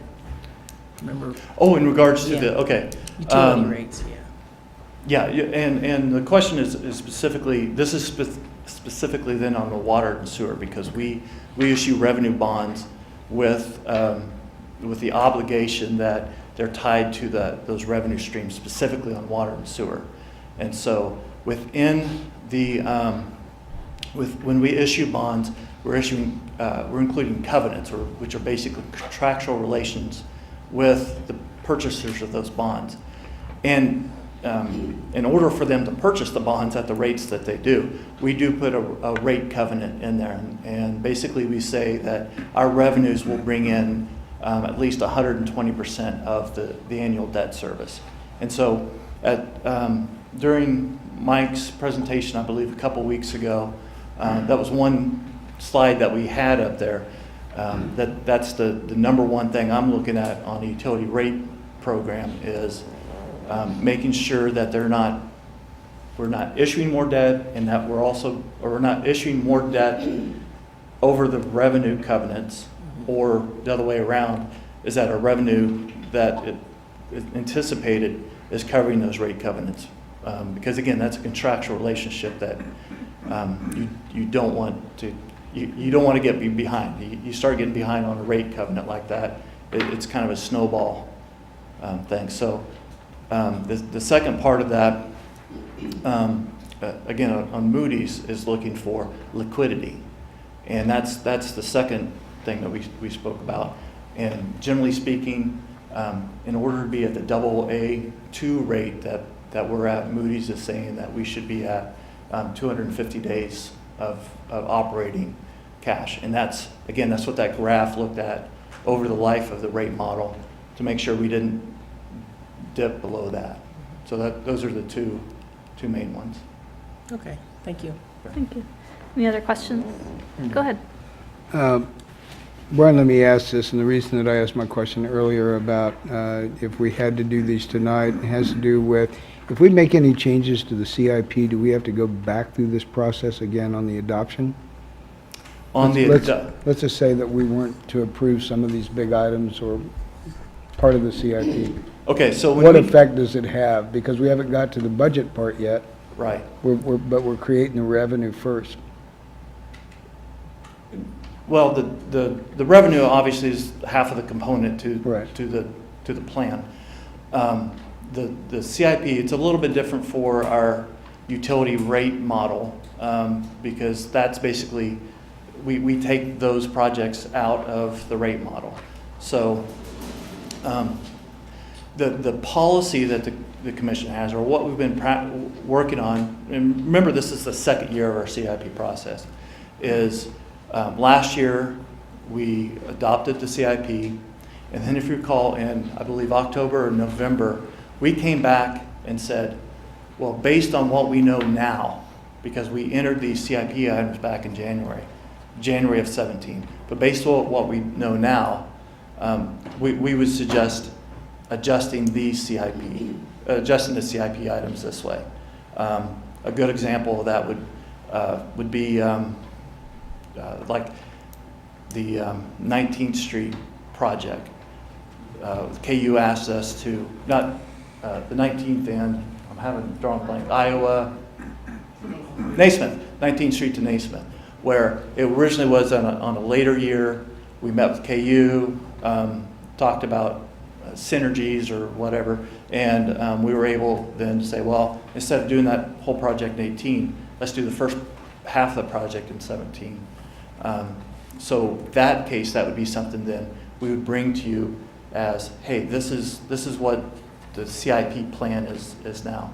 It's the idea is that the CIP at the time that you adopt it is the best idea of what we know that's happening. So when we're adopting the 2018 to 2022 CIP, which we're also going to be doing on August 1st, is we're taking the capital items off that CIP and making that the capital items in the operating budget. So I guess it's kind of, there's not a law, there's not a long-standing tradition. This is this is the second year of us working the CIP. And that seemed to work okay, but we definitely want whatever the governing body would deem necessary.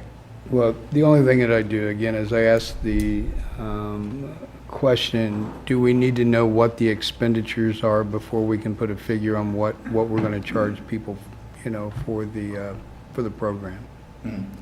So in that case, you are talking very specifically to the water and sewer rate part of things. I would say one of the largest driver of the water and sewer rate are the rates that it takes to pay the debt that you already have out there. If you recall, when I came, Right. When we started building the Wakarusa, I believe we've issued over the last 2 years about $140 million in debt for major components. Those are part of the rate model that we're continuing forward. Those are heavy drivers of the rates.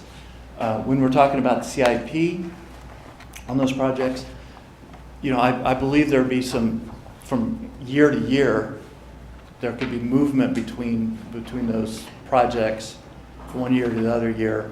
But again, for the most part, I think the heavy lift is already there, that we've made this determination. The commission said, go forward and build the new plant, put in this new infrastructure. That process is moving forward, and that's driving most of the rate, or a large proportion of the rate. So most of those expenses have been reviewed on more than one occasion by the commission that then derives the rate that is necessary to pay for those improvements. So you've seen those, some of those have been previously approved that drive some of this.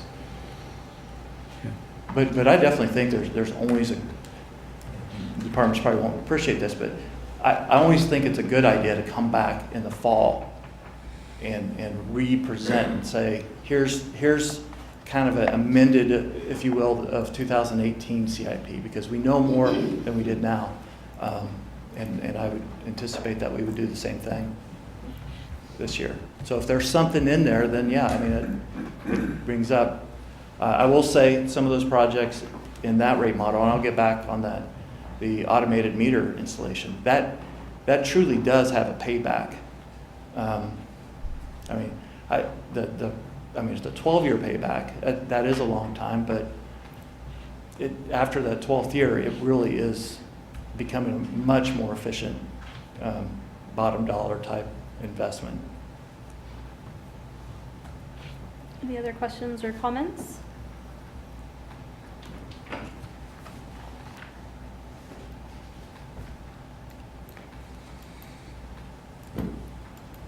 Okay, so then the motions, there's 4 of them. Did you have something else? I want to have a discussion with the commission. Okay. We, in a lot of these projects, we've already approved and such, and there's a lot of things out there, and we do have a new sewer plant that's driving, the big dog in here, and I understand. But as we look at our rates, as we build our budget and such, as we look at wastewater and we look at sanitary sewer and the whole things, and stormwater and solid waste, as we look at all these fees going up, I think that we need to be careful as we get into the budget to make sure that we are not really pinching people, to the point of being affordable to stay, in Lawrence, Kansas. And we've all heard a lot of comments over recent days about this, and I think that we need to understand it as we look at this. I look at this as a big package, both these rates and our budget, and I just want to make sure that we're not getting ahead of ourselves, by doing these before we get to the budget part. But I just throw that out for discussion. Well, what are the impacts, Brian, if we do not approve the rate increases? Well, if we do not improve, No, we have to approve the rate increases to a degree, don't we, because of the outstanding debts that we have, yeah. yeah, we would need to go back and see. All I'm saying is, guys, is that if we wait to the August 1st date when we discuss the budget, have the public hearing and finalize the budget, if there's any changes to any of the things that we have, whether it be in the CIP or the budget, is it going to have an effect on any of the rates that we're approving tonight without having to wait until the fall to go back and do it again. I think that that's where some of the times we get in trouble with the public, is that we have to do things maybe a couple of times rather than, wait until, this entire process kind of shakes out. Brian, I appreciate what you're saying about going back in the fall and relooking things. All I'm saying is that we should be able to explain this one time.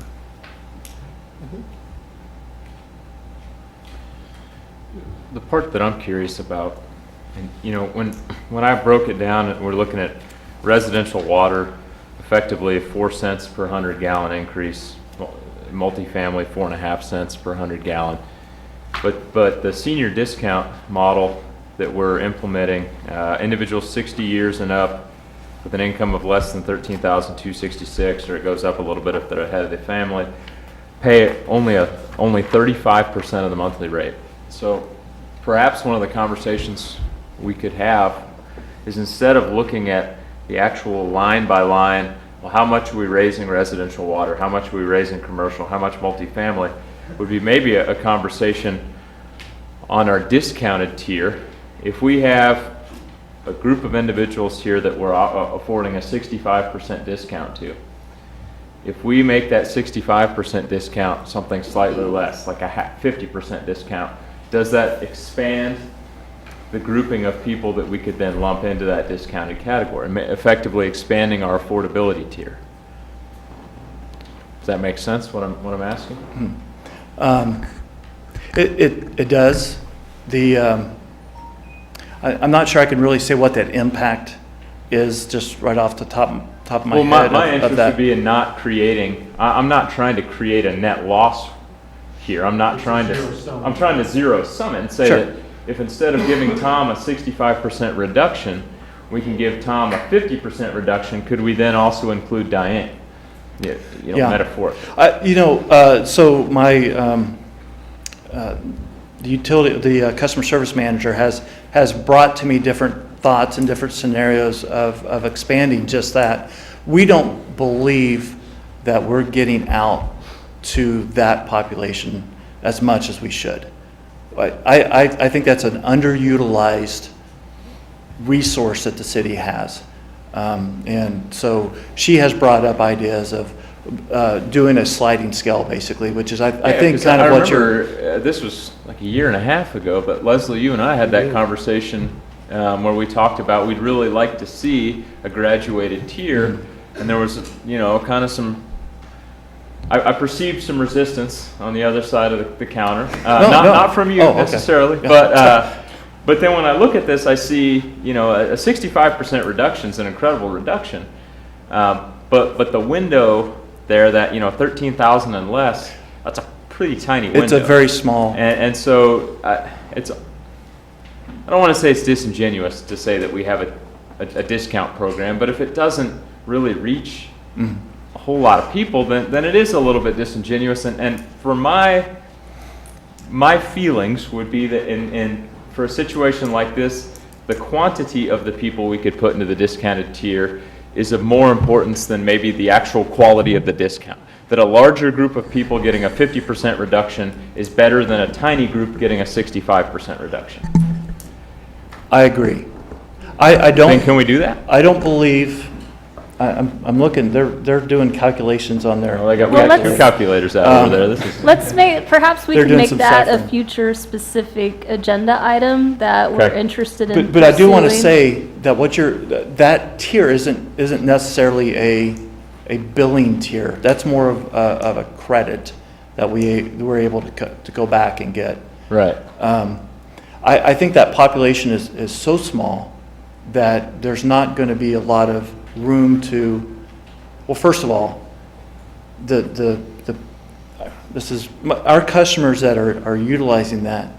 I really would personally hate to see that benefit for those particular people go down. That we meet them. They really are at that level that this credit is very important for them. But I would look at Wagner and just wonder what other things that we can expand to slide that. I'd rather see a sliding scale where it doesn't hurt that. And that really, there's maybe 120 people in this that's utilizing that. But that's just me. Let us, as the mayor suggests, why don't you let us take that as a Okay. question and come back with the demographics that we know and show you what different fluctuations could be. 'Cause And it's really good to hear that your, I think you said she was a supervisor, is coming to you with ideas on how to expand the program and reach out. So I'd like to hear more about that.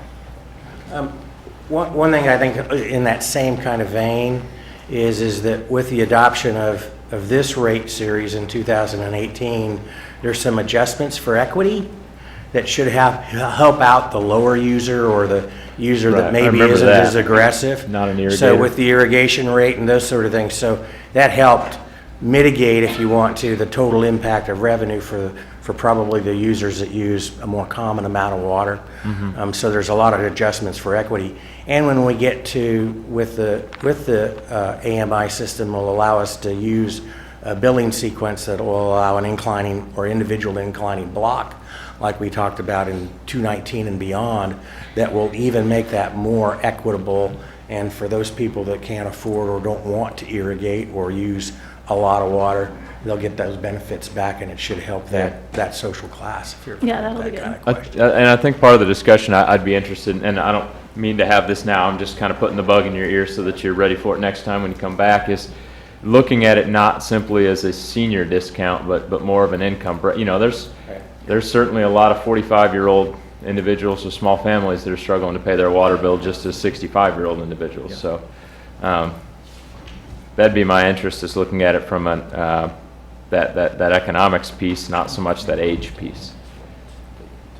Great. Well, as we look at it, as we look at it, and we get emails and calls and comments from our residents that saying the money tree is dried up. You know, we are looking at right now increases in each one of these three utilities items that we have. We're looking at, you know, an increase in the budget and mill levy amount for next year, so for homes. And then we're going to ask three questions, you know, the public to extend a sales tax. And I think that we need to be very careful. I think I saw a comment by a city manager, you know, that we need to be careful about, you know, when do you ask too much?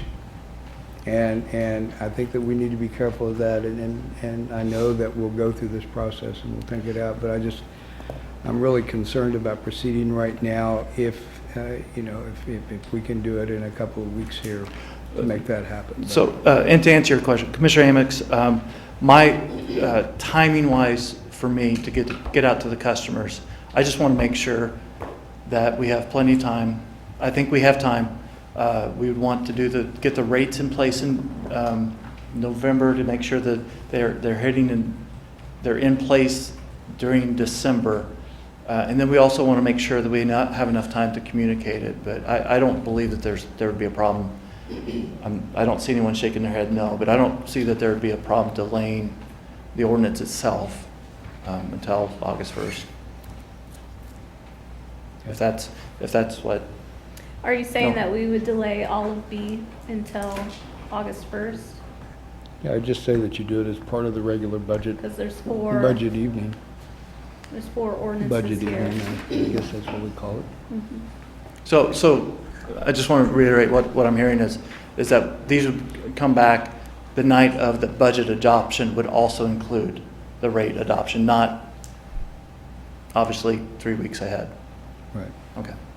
But it wouldn't be separate, it would all just be part of the budget adoption. Well, you would We have to. would bring them individually, just like we are tonight. Okay. Yeah. So would tonight be more the first reading and then August 1st would be the second reading, or would we be I You can do it adopting that way, them? but that's, My suggestion is that after we go through the budget process, we approve everything, we approve whatever rates that we're going to have in place that maybe include the program Matt even brought up, which I think is, you know, something really good to look at. But to include all of that as part of, you know, the entire budget piece. So you're suggesting that all of 2B here, all four items under 2B, we would basically Include as part of- defer Defer until we do August the, 1st. as part of the budget. How does the the rest budget of the, hearing. how does the rest of the commission feel about this? I have great regard and respect for Commissioner Amix and his judgment and opinion. And I think it's important for people to realize that much of this set of increases is to cover our obligations under bonds that have already been issued. That's my understanding. Is that accurate? Yeah, I mean, sizable amount of our. Sizable amount of it has to do essentially with the Wakarusa wastewater treatment plant, which has been in approvals for how many years have we been talking about that? Wow, yeah. So, I mean, I think that what we need to do is be deliberate and responsible, and I think we can do that.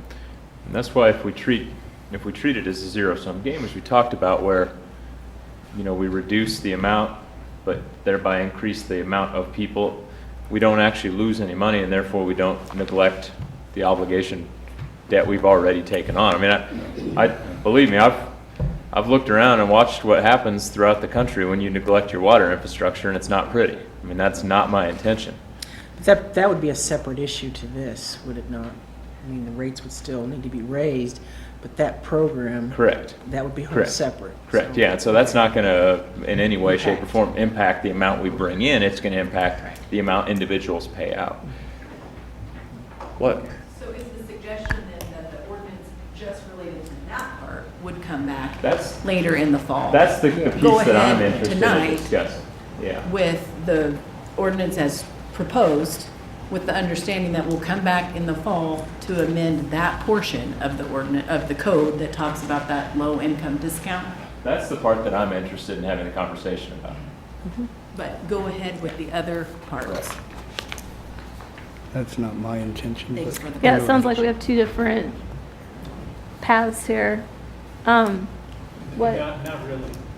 I think if you're going to defer this item, what we would be bringing back is the rates. I think what the commissioner is asking for is a separate discussion later on in the process, because his point is that he'd like to make it a zero-sum game. So the rates would be the rates. Then there's the backside of that where you offer some relief to certain income-challenged individuals, which can be done subsequently. So you'd establish the rates, then come back with this relief program at a later time. I'm sorry, I thought Casey was talking about going ahead and approving, you know, this on first reading tonight. That's just what I was asking. Oh, okay. I couldn't. Yeah. I'm We have a sorry. hard time hearing you guys because of the Okay. logistics of this, so we were just trying to understand. Yeah. So who would like to approve these rates tonight? I would recommend that you consider the first reading of them tonight. That was the contemplation that we brought to you, and that unless legal has some objection, you can come back if there's additional concerns and certainly adjust that downward, if that's the desire. So it can change potentially on the second reading or whatever you want to call it. As long as it's reduced, right? How do you feel about that, Commissioner Amix? I say we do it at one time, but city manager has a point. Well, who would like to make the motion on approving these 4 items then tonight? I guess I'd make a motion to defer per Commissioner Amix's suggestion. Second. Okay, motion made to defer until August 1st, made by Vice Mayor Boley, seconded by Commissioner Amix. All those in favor say aye. Aye. Any opposed? So motion passes unanimously.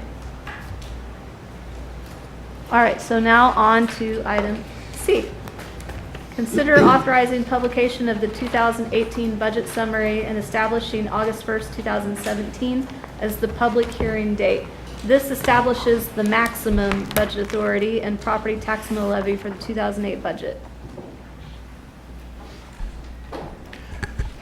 So as we did with the 2017, it's the same form, identifying. This is obviously very difficult to read, so I'm going to zoom in on different parts of it. Oh, or not. Whoa.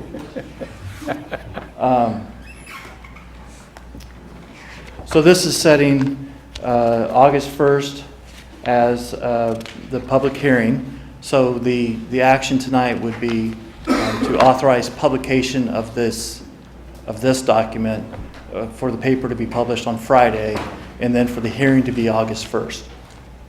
So what the form is basically asking you to do is set the maximum expenditures and amount of tax levy that you need in order to operate your budget. I'm just singling these three out right now because these are the three property tax funds. So this is what we're looking at as the maximum expenditure and the maximum amount of tax for these three funds.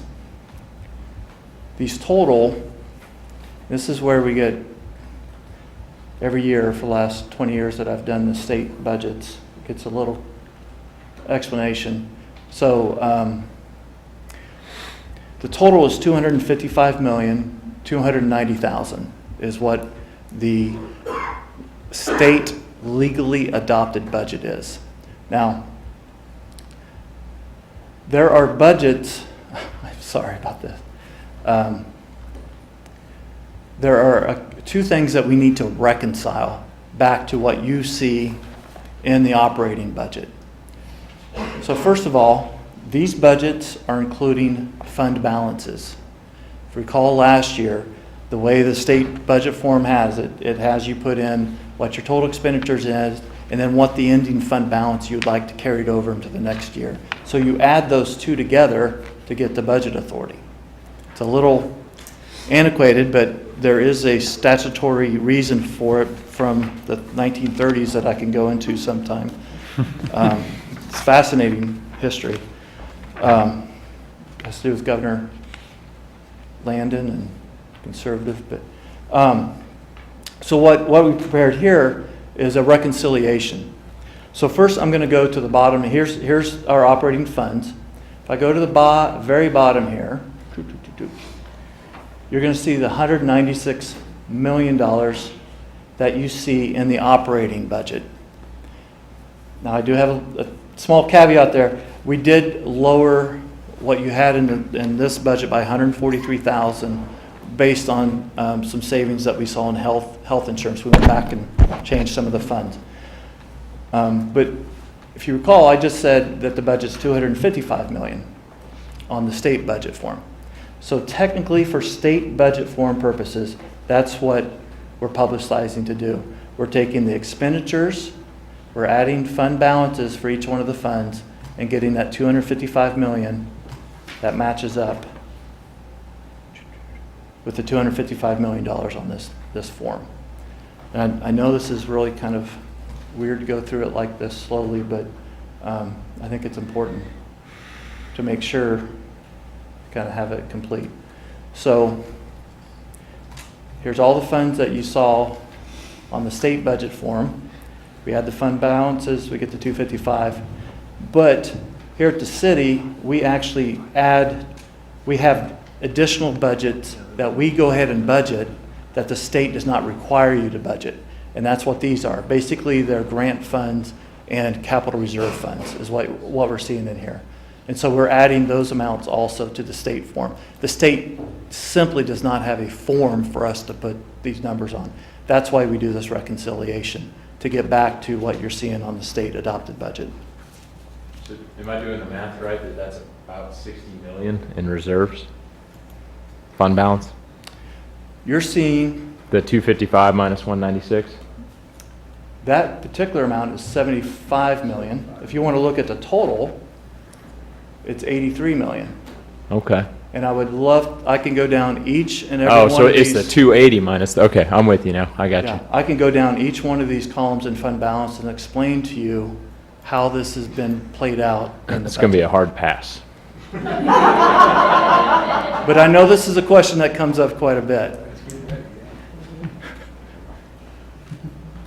83 million, how much of that is restricted? I think it's easier to say what's not restricted. Okay. All right? We have $18 million in the general fund. That only restriction is to be used for governmental purposes. This is 25% fund balance of the expenditures. You start going down, You know, well, the library's done. Airport, guest tax, they have restrictions, statutory restrictions on that revenue stream. Recreation, we do keep that, that's at 722,000. This is a portion of the fees and the countywide sales tax. The city's portion of countywide sales tax. So this is not necessarily 100% restricted. A portion of it is, which is the amount we receive in fees. Farmland remediation, that is restricted. Trust, the word trust usually would say it's restricted. We've just talked about water and sewer, solid waste. So we have public parking, and then stormwater is also part of the rates. These are these were charges for services that can only be used to provide the services that they were charged for. So in that case, they would be restricted only for those type of services. The rest of these are grants, which are restricted, obviously, by the grant restrictions behind them. The reserve funds, this is where we do have some reserves. This is a vehicle replacement program, and I think we do have a little bit of grant money in here. This amount of equipment reserve, majority of that is restricted from court technology purposes, and so that's restricted for that purpose. So basically the circled ones are the ones that would not necessarily be restricted. I know in reading our budget manual and had a great 4th of July going back and reviewing these CAFR things. That's exciting. I figured Vice Mayor Boley would enjoy the fact that I did that. Our policy that deals with our fund balances is 15 to 30%. Right. And I know staff is going to make recommendation to make a change on that policy, or I assume it's getting ready to come. Based on, I guess, sales tax collections and other things that we believe 25% is where it needs to be. I noticed in going through Summit, we had one year that was down, what, about 21%? Yeah, that could 2 years ago, or whatever it was, 3 years ago. that could possibly be, yeah. Can't remember right off the bat, but we came through. What am I missing here? We came through. If we were to reduce and be at 20%, and that's just a number, okay? Okay. Seems to me that frees up several $1 million that we could use for maybe one-time projects. Am I wrong? Yes. I am wrong. No, I'm sorry. Oh. Yes, you're correct that you can lower the fund balance Okay. for a one-time, to do a one-time, or for some kind of one-time project. Right. That is correct. And We will have a conversation with Moody's, and because they will ask us what specifically that was for. And the reason that I bring that up is we look at, we've got big projects coming, in the 2018 budget. Can we use part of that fund balance, either pay for a portion or all of some of these things, so we can lower that 1.25% recommended increase? Well, if you recall, the 1.25 recommended increase is it's an annual Right. tax. Okay. So maybe it's just buying a year. I'm asking questions because I okay, want to make sure no, that yeah. I I mean, if you felt that we could, yeah. First of all, you're the governing body, but our recommendation would be to make sure you continue with a structurally balanced budget at that 25% fund balance. If you reduce that fund balance, then not just I, but also the Moody's would say, what's your plan to replenish that back to 25%? Or what was the business decision that was made for not doing that? So you can reduce your fund balance policy to whatever you want, but there's another agency called Moody's that's going to take a hard look at that and say, that's not enough. And they look at your budget, they look at your track record of expenses and decide whether that was sufficient or not. So yeah, you can past that for 1 year, but the point Brian's making is immediately you're gonna set about trying to get that back again, which means you're gonna have to adjust the tax rate back up to build that dollar amount back up there. The thing that you have to kind of keep in mind, whether that sweet spot's 23.5 or 24%, is that if Moody's then puts you on a watch, okay, you know, a negative outlook, or if they even tweak your rate, you know, you're gonna end up paying that back in extra interest charges, and we issue a fair amount of debt for our CIPs. So I'd be really cautious about doing that sort of thing in terms of playing with those reserves like that. I think that's kind of it's a fairly risky proposition, the way I look at it. And I appreciate that, especially with what we've going, you know, that we're seeing going from the state right now, obviously, you know, and Moody's and what's And the happening there. feds. And the feds, but our cash on hand is something that we've always been pretty proud of, because it's been able to keep our interest rates and our ratings very good with Moody's. So, you know, that's something that's good. But, you know, one of the things that happens is when you look at an $18 million unrestricted reserve and trying to explain, you know, well, why aren't we using that to pay for some of the increase that we're going to have? You know, those are the kind of things that we need to be saying as a commission to make sure that people understand there is a long-term effect if we tap into our savings to be able to pay for those kind of things. So, anyway. You know, in your reading on July 4th, you probably saw that 10 years ago, our property tax revenues and our sales tax revenues were roughly equivalent. Right. And what's happened over the last 10 years is that Good point. our property taxes have gone up some, and our sales taxes have gone up. I think it's, sales taxes 40% of our general fund, and property taxes 27%. Are those about right? I don't know this. Okay, this wow. specific, but I do I know mean- 40% for the sales tax. Yeah. And one of the problems that comes with utilizing that sales tax revenue is that it's a much more volatile revenue source than property taxes. If you look at the property tax, in 2008, Lawrence took a little dip. In Florida, where my sister lives, they fell off the cliff. But in Lawrence, we have a pretty steady property tax. And we've been very fortunate with our sales tax. I mean, it's been very good. But given what's happening across the country in the retail environment, I mean, there are a lot of question marks about sales tax now and in the future. And I think we recently had a little dip in our sales tax. Yeah. Okay. it- So, again, it's great to have that, but what you have to have when you use that revenue source is you have to have reserves so that you can pay the things without, frankly, getting into trouble. And if we went to 20 or 18, and then we had a dip in our sales tax revenue, then what would Moody's say? I mean, these are the things that we have to concern ourselves with. And I understand that it may be difficult for the public to comprehend the necessity of having significant fund balance. But when you finance the way we do, primarily with sales tax revenue, it's very important. And it's kind of a game changer, frankly. That's my take on it, Brian. Do you have any?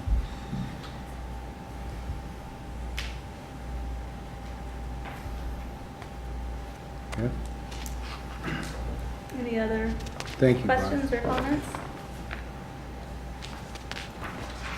I guess one other thing, I just want to make sure I understand this. The 1.25 that we're talking about is for the debt service fund? Correct. Okay, which,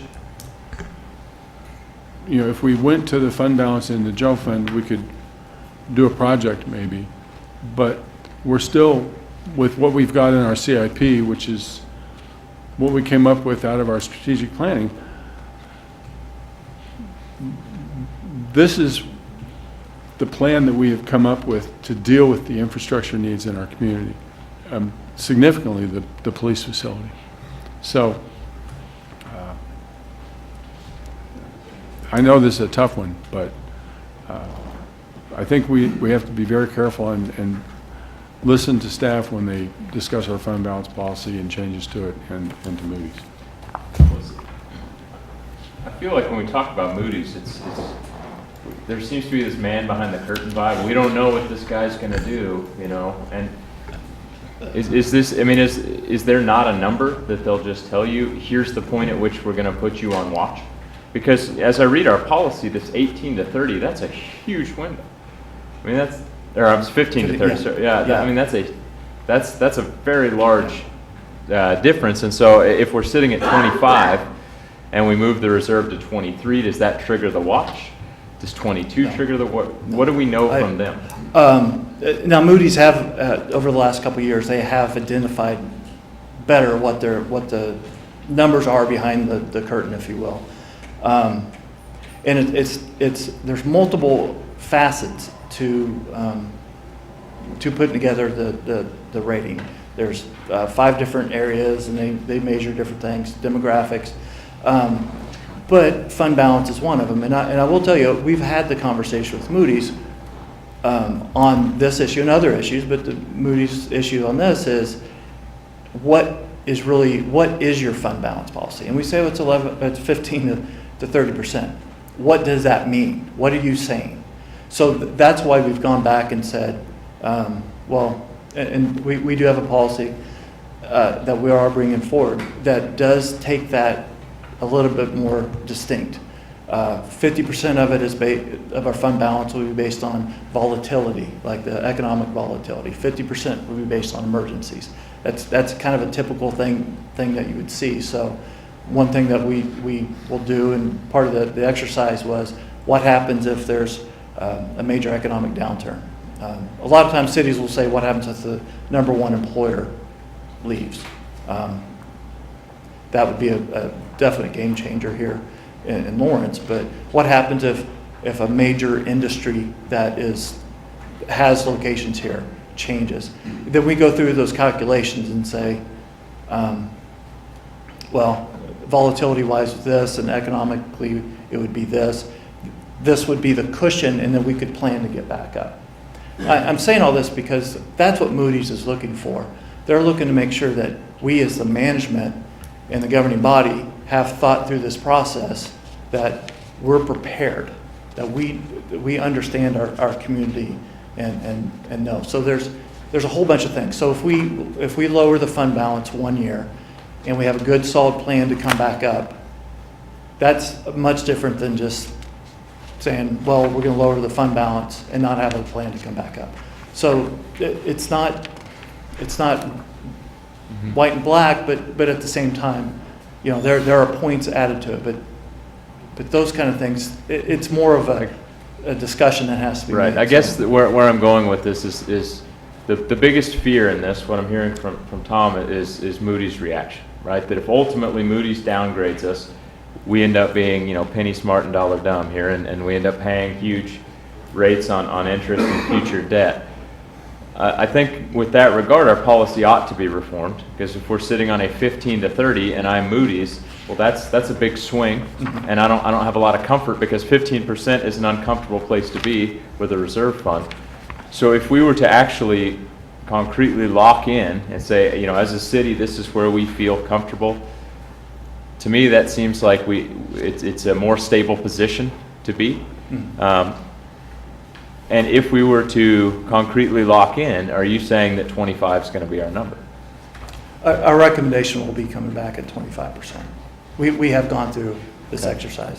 And I think Commissioner Boley struck on a really important point, and that is the risk of one of your significant revenue sources being sales tax. But I think there are some other expenses looming out there that this budget has not yet addressed. And one of them is Peaslee. And Peaslee has a capital component to it and an operational component to it. And I can tell you on the operational end, everything I look at in terms of Peaslee is not sustainable. It means that we are going to continue to fund that. There isn't seemingly a concrete plan for that to become sustainable and find other sources of revenue, such as tuition paying for a significant portion of the cost. I don't see that happening, and we haven't addressed that issue yet. The other issue we haven't addressed is the maintenance on sidewalks. We have not addressed what our policy is going to be. You have a portion of the community that's arguing, take it all over, city. You should just take it over and deal with this issue.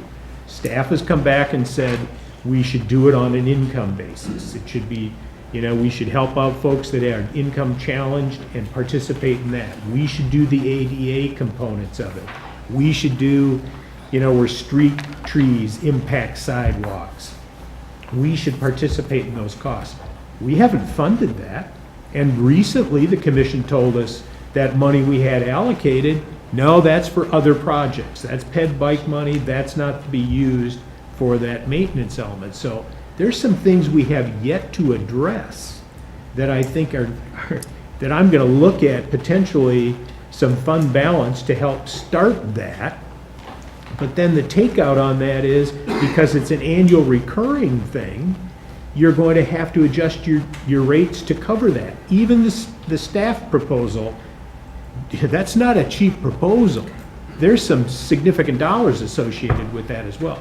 So I don't just look at the risk of our major revenue source, I look at the risk of the expense side of it, that you folks are still not resolved about how we're going to move forward on some of those issues, and those are a big concern to me.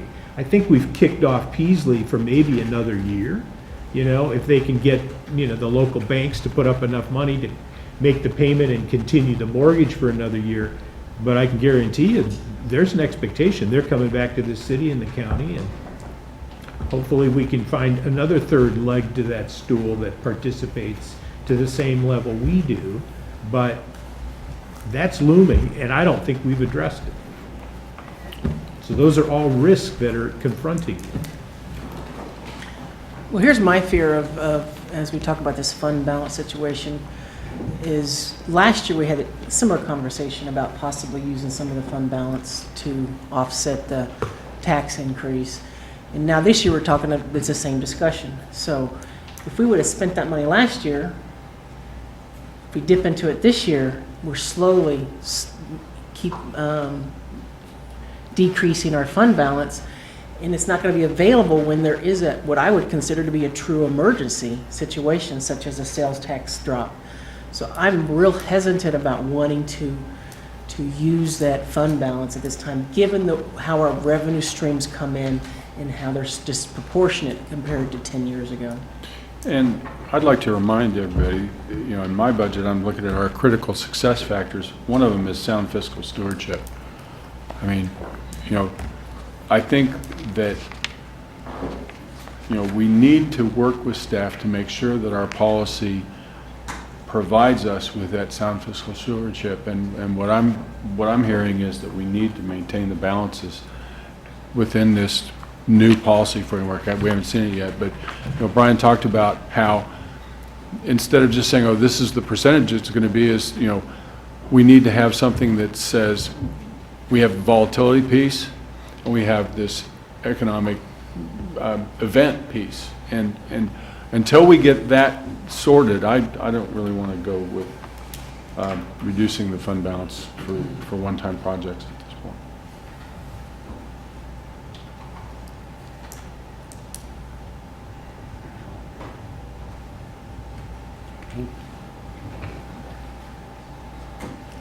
Still got time for questions? Please?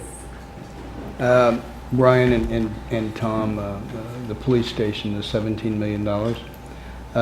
Can you tell me exact, and I know that this is, how was the $17 million derived? Yeah, I went essentially through it was having it to some degree in kind of a rounding approach. And the recognition is that going back and looking at what the project was originally proposed at was, north of 30, and that was an old project number, and the rates have gone up.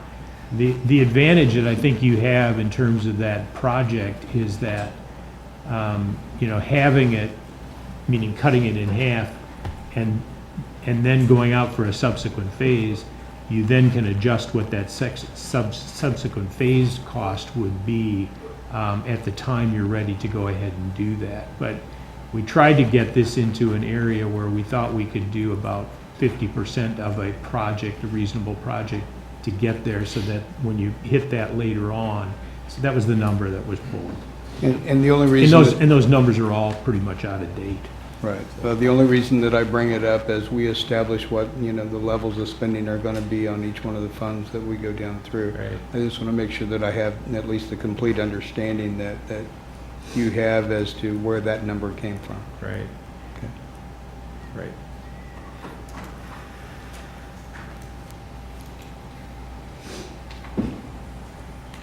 Any other questions?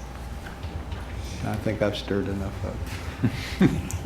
Well, I was just waiting for that topic, or that tangent to end, because sorry. of course the way that I would prefer to lower, or I should say not have a mill tax levy increase, is just to tinker with the capital improvement project plan so that we don't have to raise the mill levy. So I'm curious if other commissioners are interested in that approach to reducing or not raising the mill levy at all.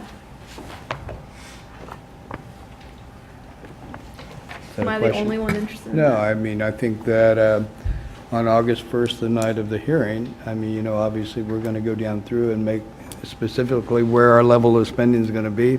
CIP is going to be something that I'm sure this entire commission is going to look at as to the various projects that we have and where we want to spend the money. Are other commissioners interested in that approach? I mean, that's just going to be the approach. That's the way to work, right? I mean, Well, we're setting our cap tonight, so, Tonight will be the highest. But Mayor, tonight's that- the max. Yeah, Right. tonight's the highest it can Right. be. right. On August 1st, we will go through either page at a time or however you wish to direct us to go through, Mayor.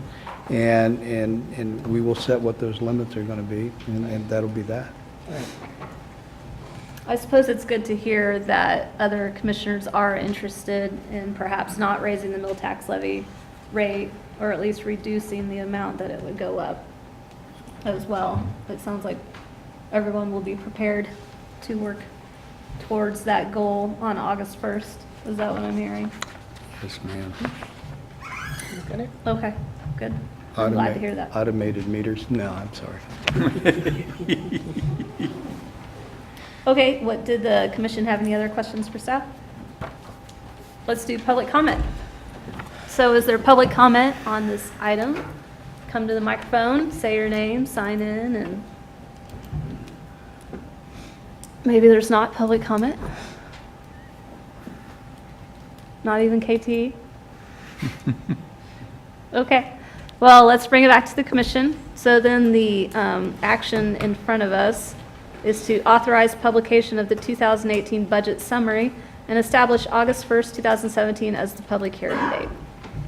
Mayor, one comment if I could. Yes, please, go ahead. Special thank you to all members of our staff and everybody involved in putting together this recommended budget. I know putting up with people like me, it kind of gets a little bit out of hand at times, but I do appreciate all the work that's been done and the recommendations and how those numbers were derived at. I want you all to know that.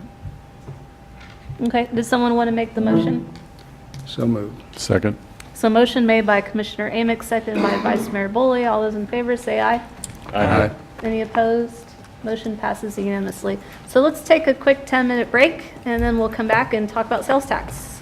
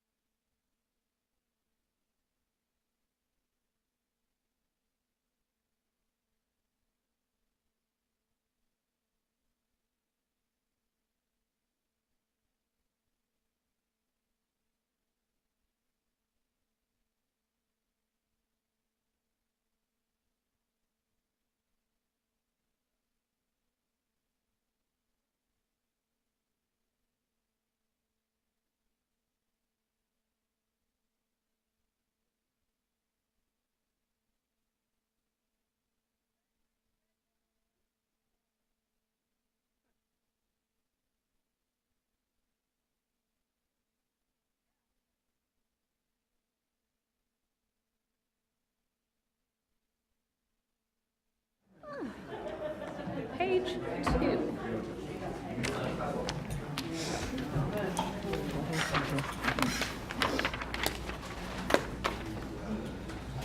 Thank you, sir.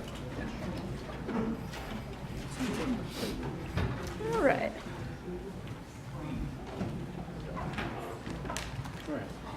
Yeah, no problem. You can use that one all you want. What's it set at now?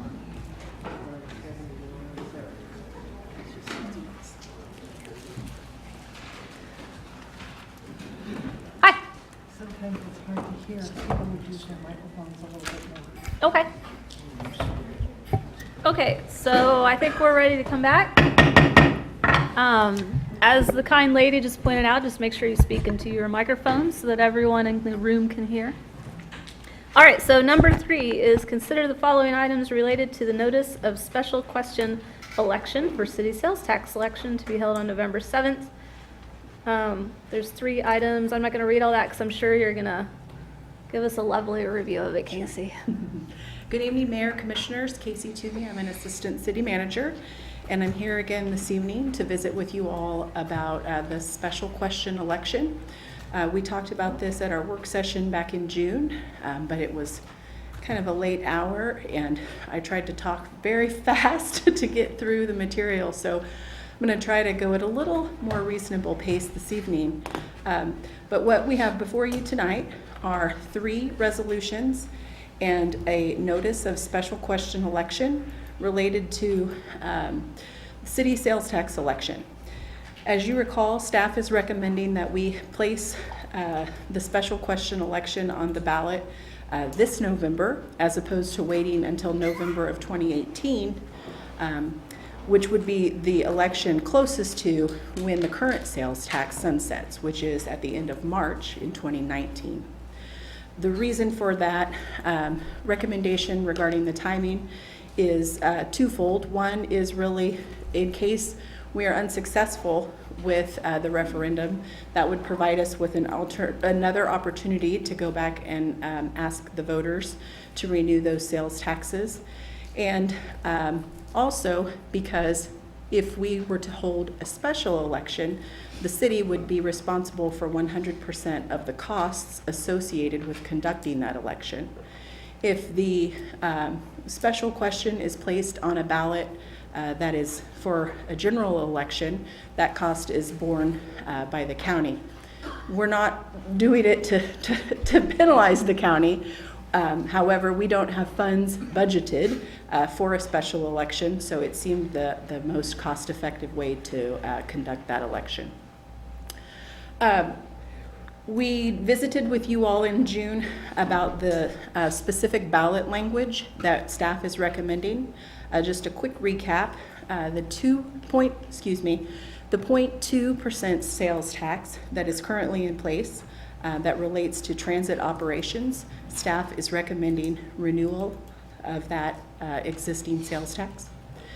The 0.3% sales tax, which relates to infrastructure and equipment, is also a renewal. Staff is recommending a renewal of that existing sales tax. The one difference is the 0.05 sales tax that's currently in place that was passed for expansion of our transit department, our transit operations. Staff is recommending that sales tax be repurposed and instead be spent on programs and projects related to affordable housing.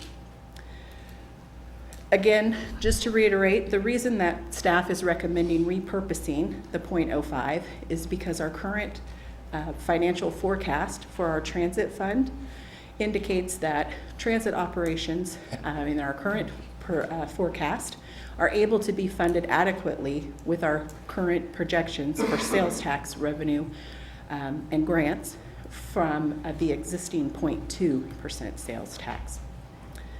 In order to place a special question on the ballot, we are required to publish notice of that question and obviously provide the Douglas County Clerk with notice that we want the questions to be placed on the ballot. We've provided you with with a notice of the special question election tonight.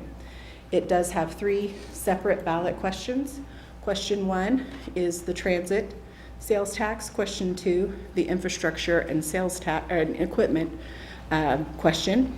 And I did want to point out that pursuant to feedback that we got at our work session in June, we have added the word bikeways to the language for that ballot provision. And then the third question would be the imposition of the .05 for affordable housing. In addition to the notice, there are 3 separate resolutions required to be adopted, so you have those in your packet as well. The final comment I would make would be related to, as I mentioned, the cost.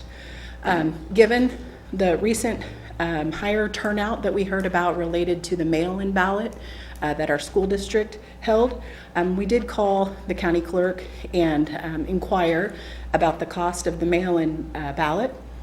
And the amount of eligible voters is greater for that election, but staff reported at the county that the cost of that school district election was $130,000. So based on the fewer number of registered voters that would vote in this election, if we were to have a special election, we're more in the $80,000 to $90,000 estimate range. The final piece of that information that I probably should have started with was you are not able to have a mail-in ballot on the same day as a general election. So it would have to be on a separate day, which would make it a special election. And so again, the cost of that would fall to the city. So just wanted you all to have that information. With that, we've provided in the memo back in June, and again here, our projection for the 10 years of those sales taxes altogether of just over $116 million over that 10 years. Again, that's for all 3 sales taxes combined. We have a calendar that kind of walks through the dates. This special notice is supposed to be published according to state law 21 days before the election. So we would, if you all approve tonight the publication of that, we would make sure that we did that. And finally, the county clerk has requested notice no later than, it's in here, August 7th. So if you wish to not take action tonight, you would still have 2 other meetings before that August 1st deadline. But we wanted to go ahead and bring them back to you all tonight because that's what we said we would do back in June. Any questions? Any questions? I do. Specifically, Casey, has to do with the infrastructure part of the deal.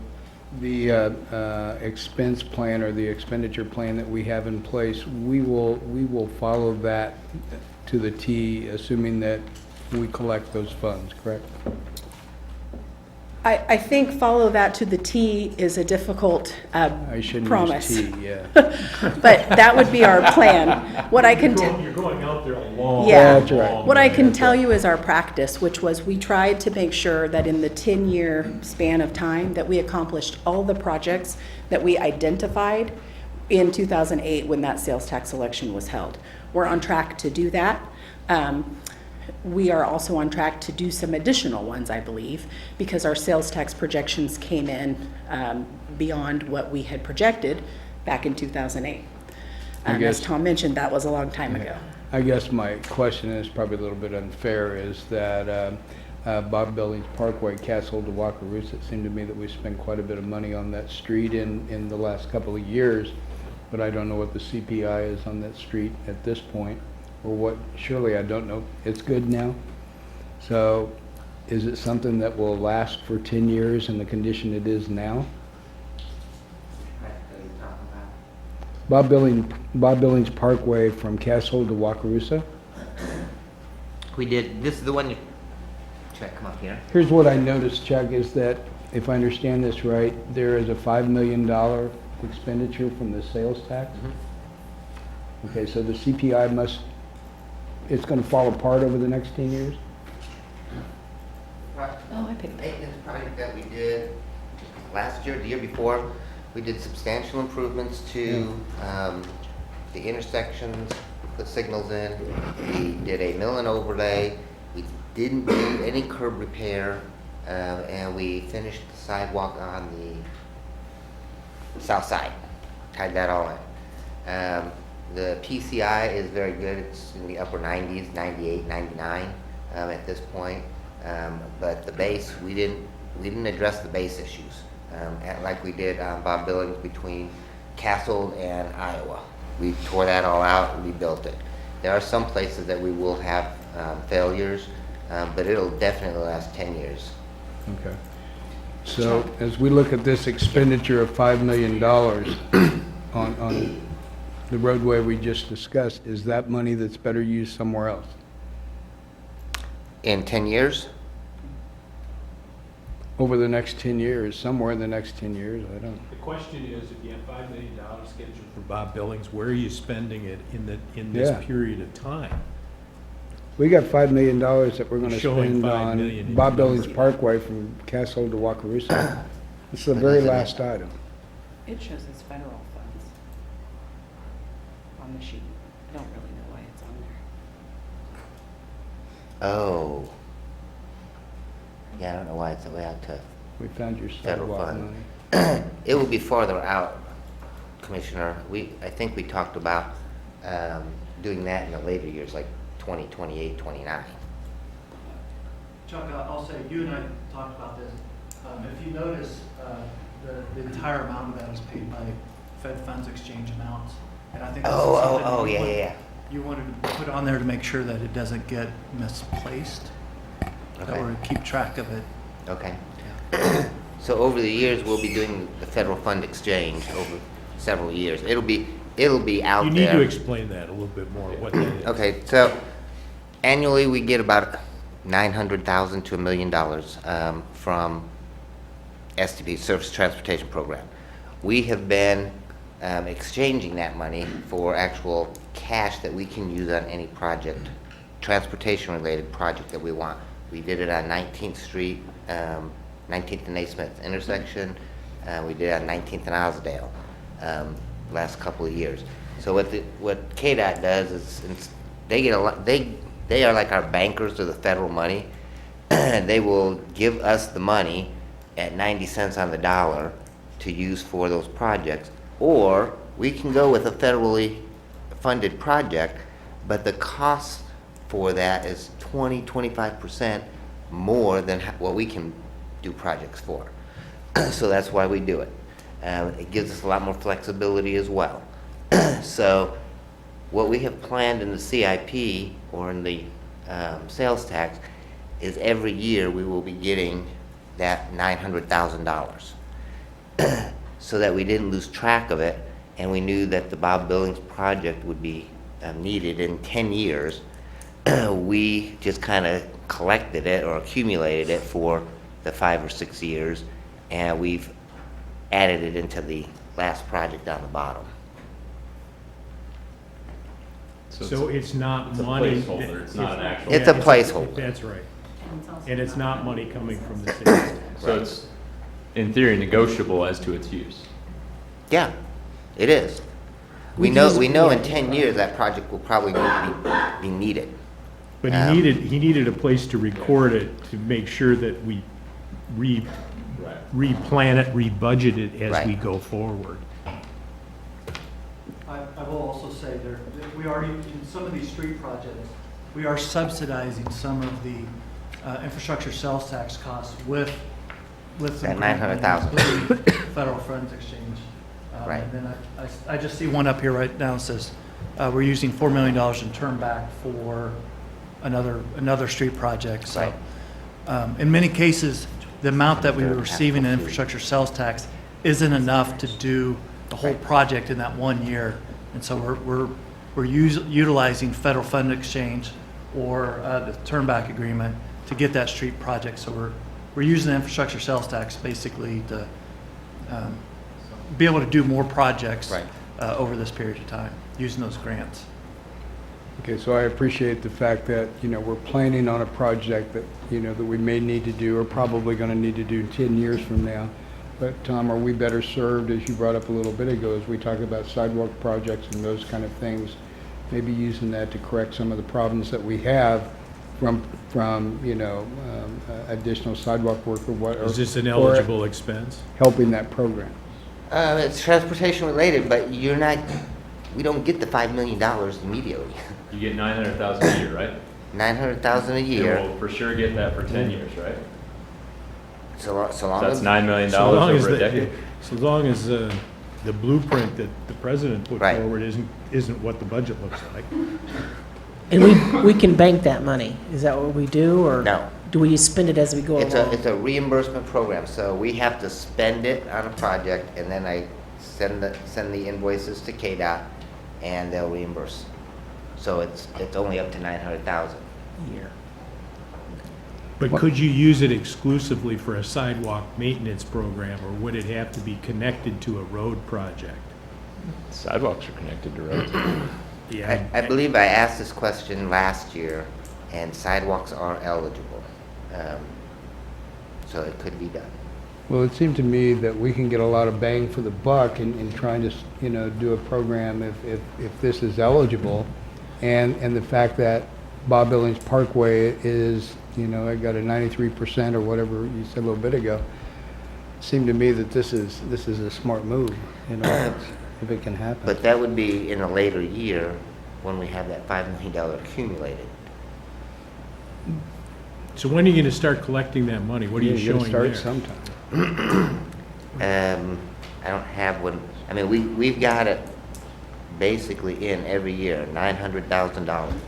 But we also spend it in all those different projects every year. So what's the first year that it's not being spent specifically for a Just send project it we've to the already left. started? Yep, try it. We have, it's planned to be spent in every year. Well, I know, but you've currently got it planned to be spent on a project that doesn't really exist, right? Oh, I see what you're saying, yeah. That was just I'm how just, it you know, worked on I'm- the paper, yeah.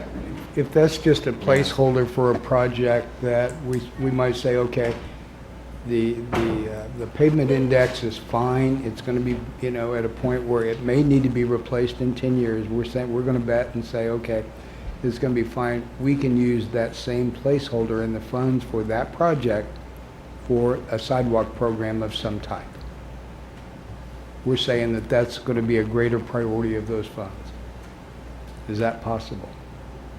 We'd have to look at how we spent that out, because I just don't remember. It's not on here how we had those all laid out every year.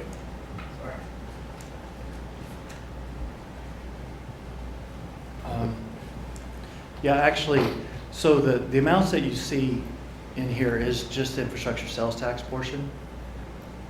At the end of it, at the end of that row shows how much of the federal funds exchange we use for that project. So for instance, what is this? Wakarusa Research Parkway at 18th is a $3.8 million project estimated. We're going to use $2.8 million in 22 of infrastructure sales tax, and we've collected enough federal funds to be able to spend $1 million of it for that year. So it's 2.8 from infrastructure, 1 million from, to make up that 3 million. So throughout the whole time, we are trying to utilize those federal funds as they're coming in. And we're saving them up and using them for different projects based on the priority that came up to get these projects done first, I guess. So you have the funds allocated to specific projects, but then again, as a placeholder at the bottom? No, the 5 million is the Bob Billings Parkway, Castle to Wakarusa, is showing as a $5 million construction project. Right. The very last project in this plan. And this plan saved up $5 million worth of Fed funds in order to pay for the whole $5 million with no infrastructure sales tax going to it. Remember that? Okay. All right. But that project, you're not anticipating until 2029? Is that what you said? That's what I would anticipate. It would be a 10 years away. Okay, We get that at 900 grand a year. Is that right? That's my understanding, right? So why couldn't that placeholder be changed to another project? You can, I just didn't know that you wanted to wait that long to make progress on the sidewalk. If we're getting 900 grand a year, we could spend 900 grand a year, could we not? Isn't it being spent in some of these projects? in some of those projects? So I guess the answer is, here's a list of projects. How would you want to you know, if there's a different way to prioritize them, we'll take them and fit it in within the revenue streams of the infrastructure sales tax and whatever federal funds or state turnback money available.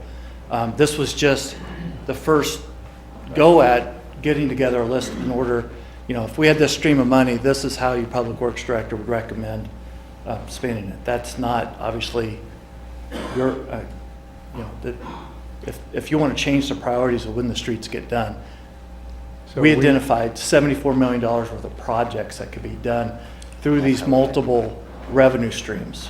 And this is how, you know, if you want to change the priorities around, that's certainly your prerogative. That was just the So first we step of this. anticipate collecting about $5 million a year, 5.2, and on up from there a year. And your recommendation is like the first 5 projects that are listed there, that those will be the ones for 2019, right?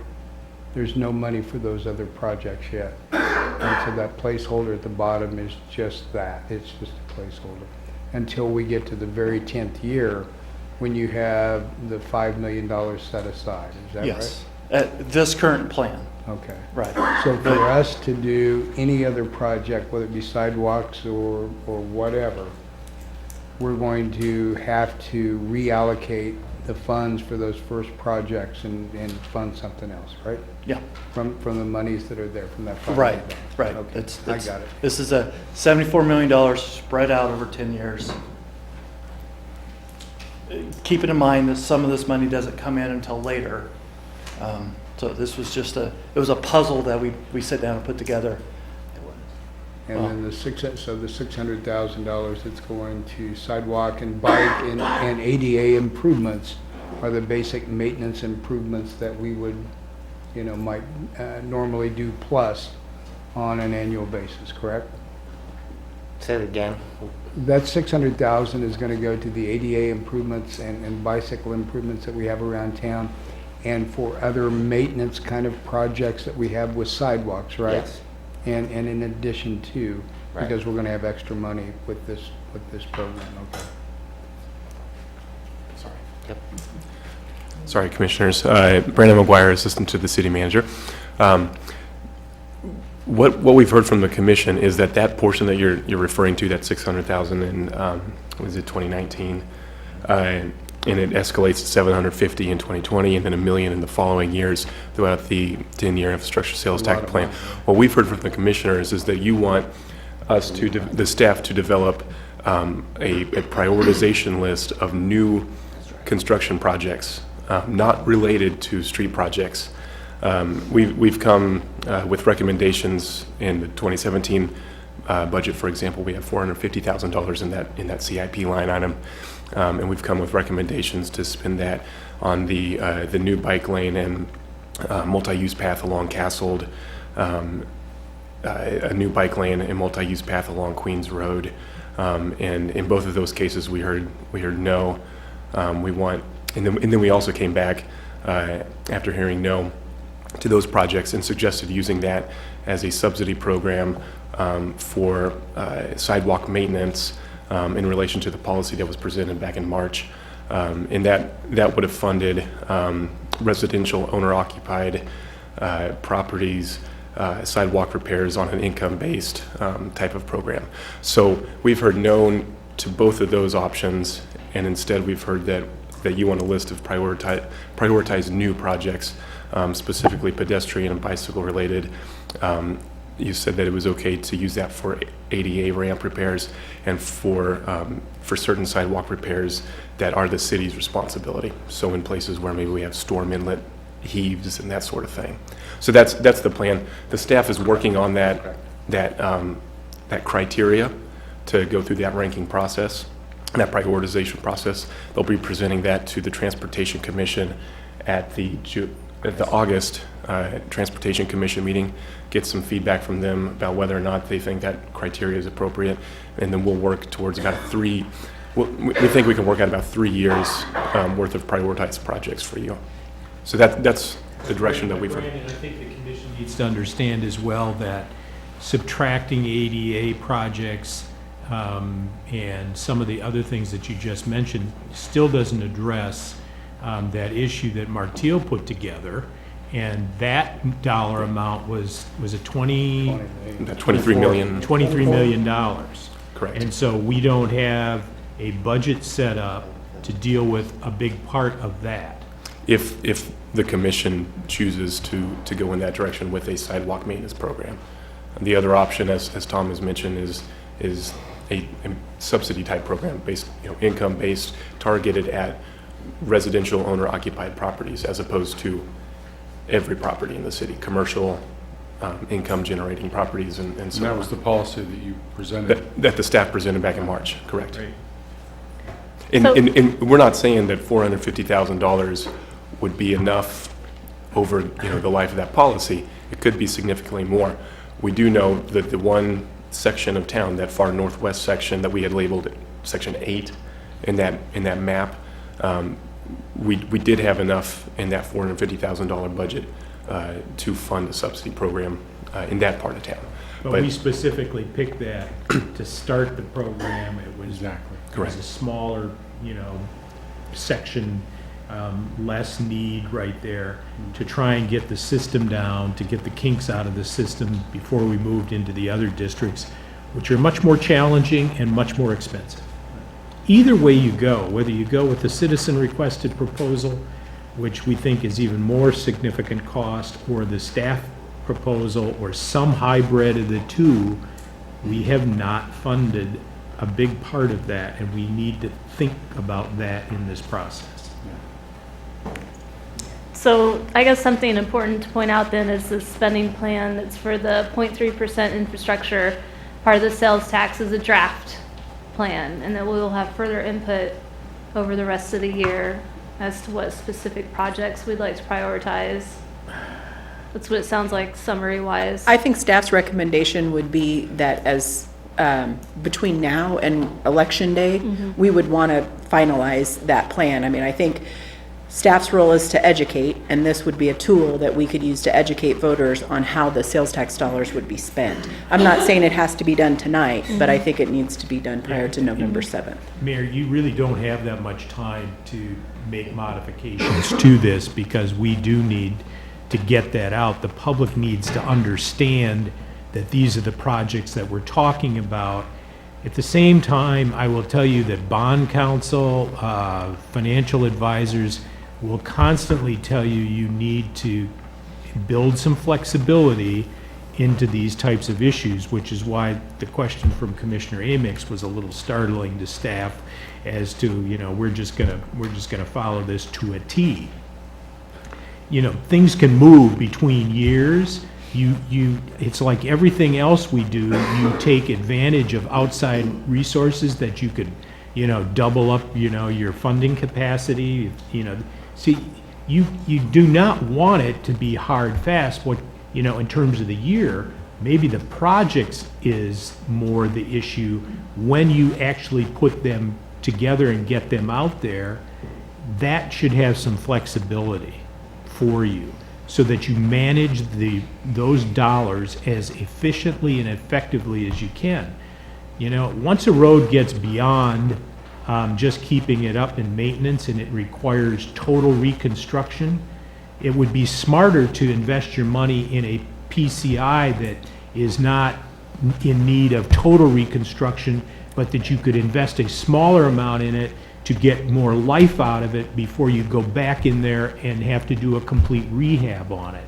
So there's there's strategies that you need to let the staff still deploy in the, the flexibility of how this goes forward, even though I would say the projects themselves, probably at the end of the day, you'll try and get all of those projects completed.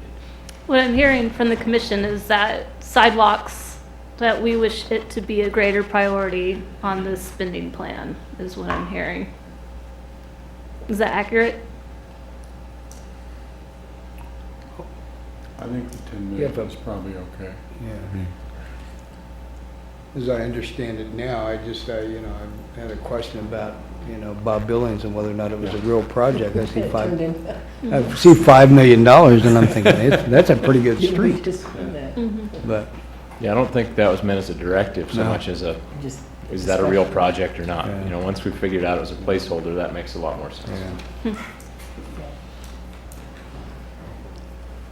I guess I wish it would have been something that we Right. could have redirected the money, but there's no money there.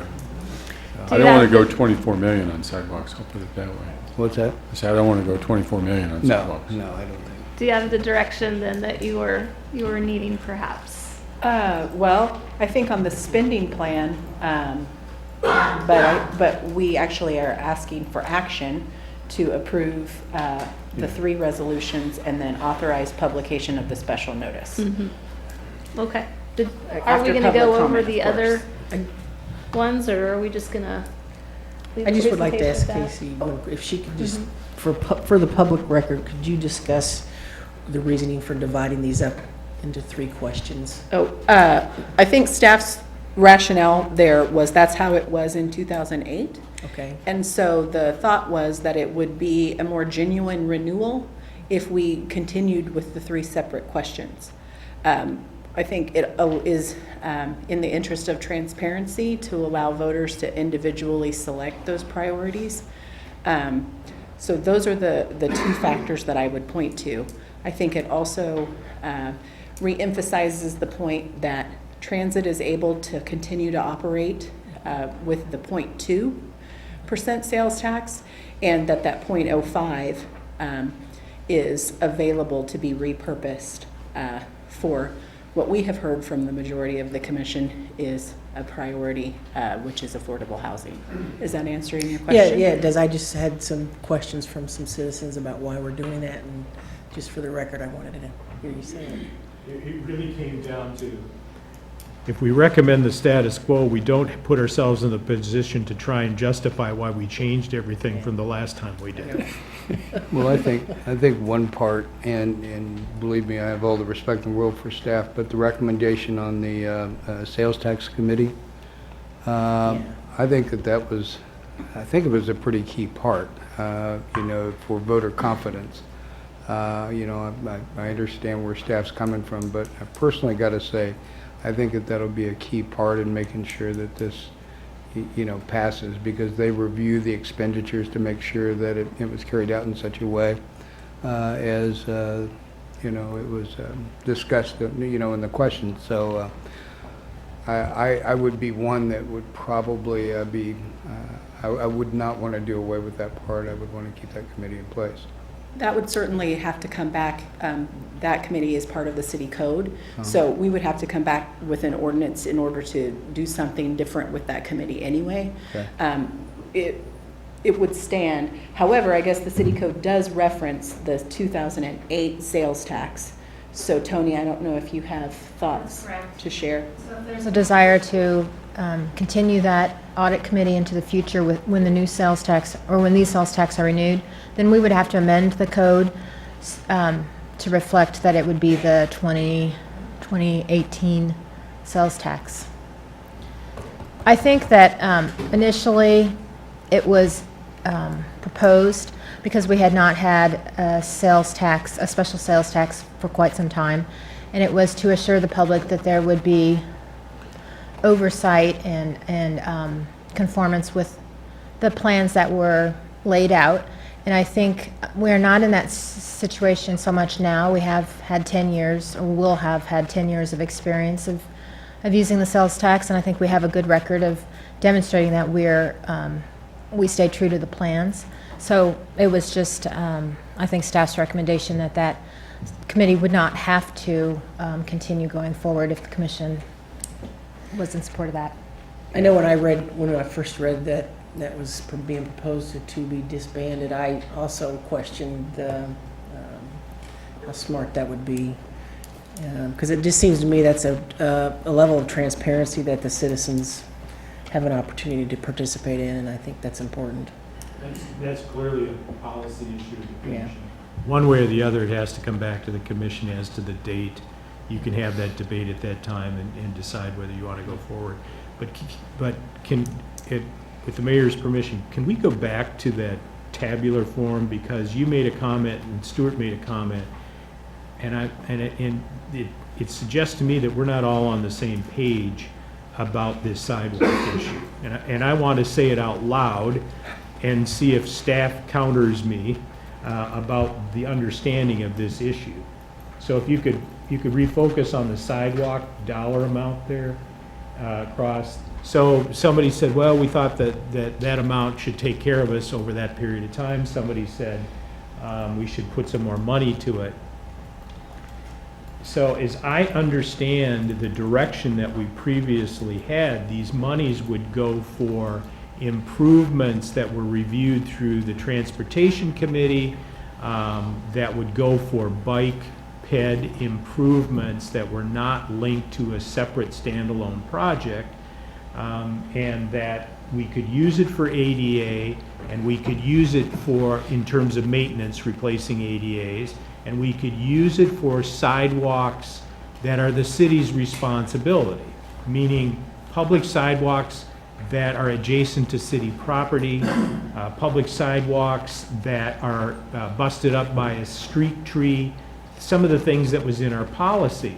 But there's a significant dollar amount that doesn't even begin to address, these things would not be, as I understand what your direction was, these dollars aren't eligible to be used for going into the neighborhoods and using the money for maintenance, for example, the income challenged amount that we would spend, or using the public's suggestion that we just take over all the sidewalks. That money isn't for that purpose, and that's a big sum of money. So staff, tell me if my interpretation is correct. So, my point is, that's not enough money to deal with the bigger maintenance issue that's confronting us. This in no way affects that $24 million price tag that's out there on Well, the it sidewalk. picks off some of the ADA stuff and some of the public stuff. But the real money, it does not take care of the real That's what I want to problem. convey to you. Yeah, Okay. right. So- But I so- think we're on the same page as far as what you're saying and what we're hearing. Okay. I believe that is the case. Yeah, so this is not the city taking over maintenance of all the sidewalks? And this is not the city having the money to subsidize income challenge individuals to deal with their portion of it under the city staff proposal. That money hasn't been created yet, because we haven't decided how we're going to approach this. We don't know what those numbers are. Right. I hope that helps, that, we Well, clarify where the money's going and what it's for. Exactly. No, I think we're all on the same page that you just laid out. Okay. So that we all understand that. Correct. That's what I understood, yeah. Is that where we're at? Mm-hmm. Yep.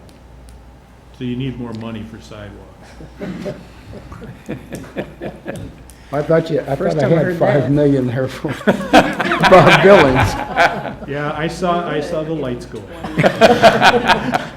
Yay, an answer. Looked like the deer in the headlights, didn't it? So. Okay. Any other questions? Any other questions? So for a third of all of our infrastructure sales tax, we can take care of sidewalks. So let's do public comment. Come on up to the microphone and sign in, state your name.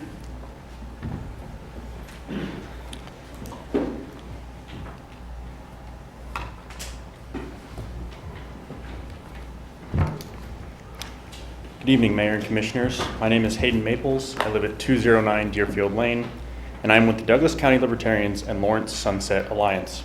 I would like to speak tonight in opposition to all 3 sales tax renewals, believing they should sunset as originally intended. These comments are in addition to the statement I emailed following the last work session when this was discussed. As the LSA has considered the approach of this vote no effort, a few critical points have struck us as most egregious. 1, sales taxes are regressive in nature, so this 0.55% renewal will hit the lowest income earners the hardest. 2, this request is being discussed at the same time as an increase in city utility rates, significant increases in local property taxes, and increased state income tax rates.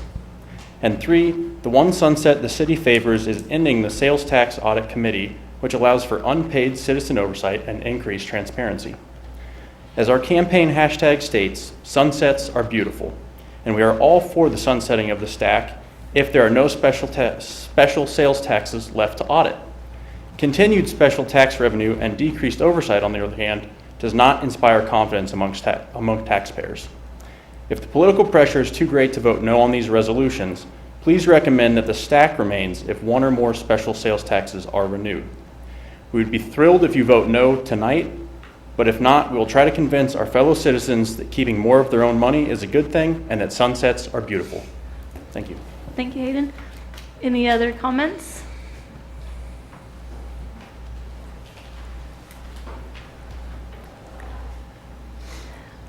My name is Sarah Taliaferro, 2145 New Hampshire Street. I'm here tonight with other members of Justice Matters to say that we are pleased the city is considering the question of the increment tax renewal tonight. We believe that the current increment tax has been used in ways that particularly support people who struggle to afford housing and other necessities in Lawrence. In listening to housing service providers, to our friends and neighbors, and to community members, a public transportation system, safe bikeways, and a network of sidewalks are critical components to a healthy and livable life for many. We are in favor of continuing to support public transportation. We also support innovative solutions that repair and maintain existing sidewalks and for new sidewalks and bikeways that do not unduly burden homeowners with the expense of creating and maintaining these public right-of-ways, which we think we understand is mostly beyond the scope of this tax increment, if I'm following, but I'm not sure.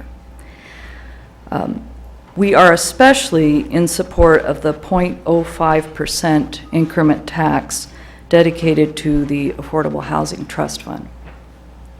The need is well established. Our county and city are facing the second worst affordable housing crisis in the state of Kansas, second only to Riley County.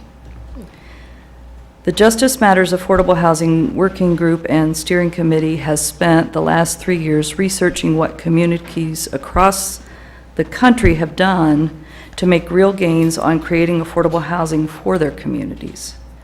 We have also been in dialogue with you, city commissioners, city staff, current and past city managers, service providers, and various community leaders to best understand what methods would be a fit for Lawrence. As a result, we believe that the city has implemented a housing affordability solution process that has very effectively been used in 550 other cities.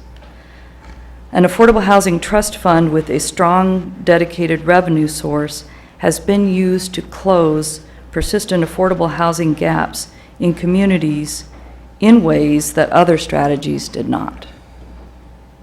Affordable housing trust funds with the careful oversight of a strong advisory board, which is a point that might be important given some of the comments made,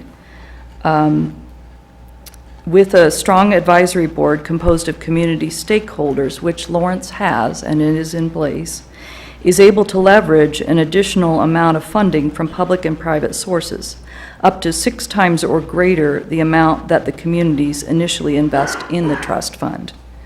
Municipal and community oversight, along with a reliable annual funding stream, is especially attractive to foundations and donors, allowing local public and private partners who are successful applicants for affordable housing trust funds to be more competitive for those outside dollars and additional funds.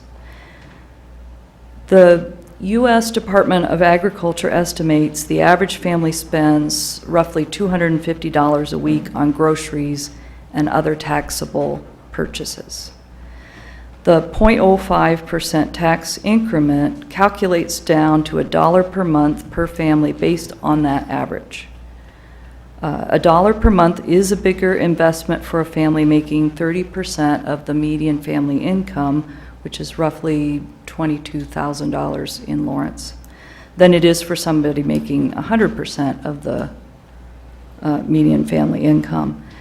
But we believe that putting that dollar into affordable housing trust fund, along with the dollars of students, visitors, and higher income families, can help much, much more than it hurts. All those dollars pooled together and leveraged to gain other funding will generate the kind of money needed to either build or to repurpose housing to gain the roughly 4,000 units of affordable housing the community currently lacks.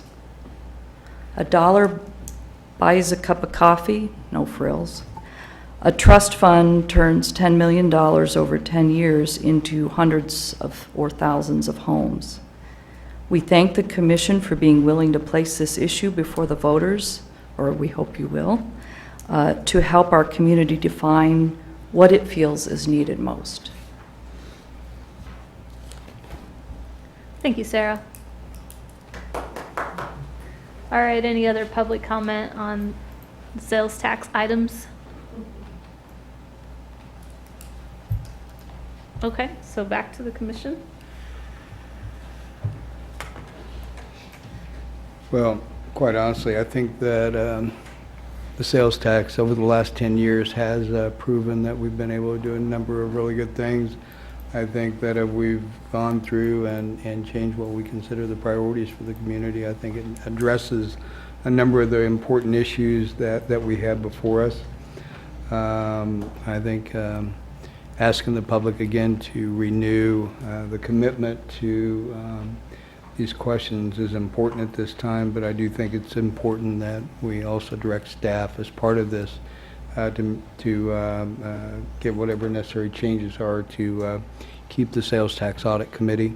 I think it is something that just adds that extra level of assurance and has nothing to do with the track record of our staff. I think, again, that they do a good job of tracking the money, but we have citizens, that are able to chime in and make sure that we've done what we said we'd do. So I'm in favor and ready to proceed as long as we have that audit committee back in place. I would concur with that, yes. Yeah, I appreciate the service of the folks who've been on the audit committee over the years. They've been available to the public, and they have an understanding that they can share with the public of this very important revenue stream and how we've used it. I agree with Mike. This isn't really to take anything away from staff, but for some folks in the community, it's really good to have another community member that they can reach out to and ask questions about this kind of thing. This is a very important revenue stream to be able to accomplish what we've laid out in our strategic plan. And the goals that we've heard from members of our community, that they're looking to us to give them an opportunity to weigh in on this. So I'm all for it. I think we need to hear from the voters on these questions. And I concur with keeping the audit committee.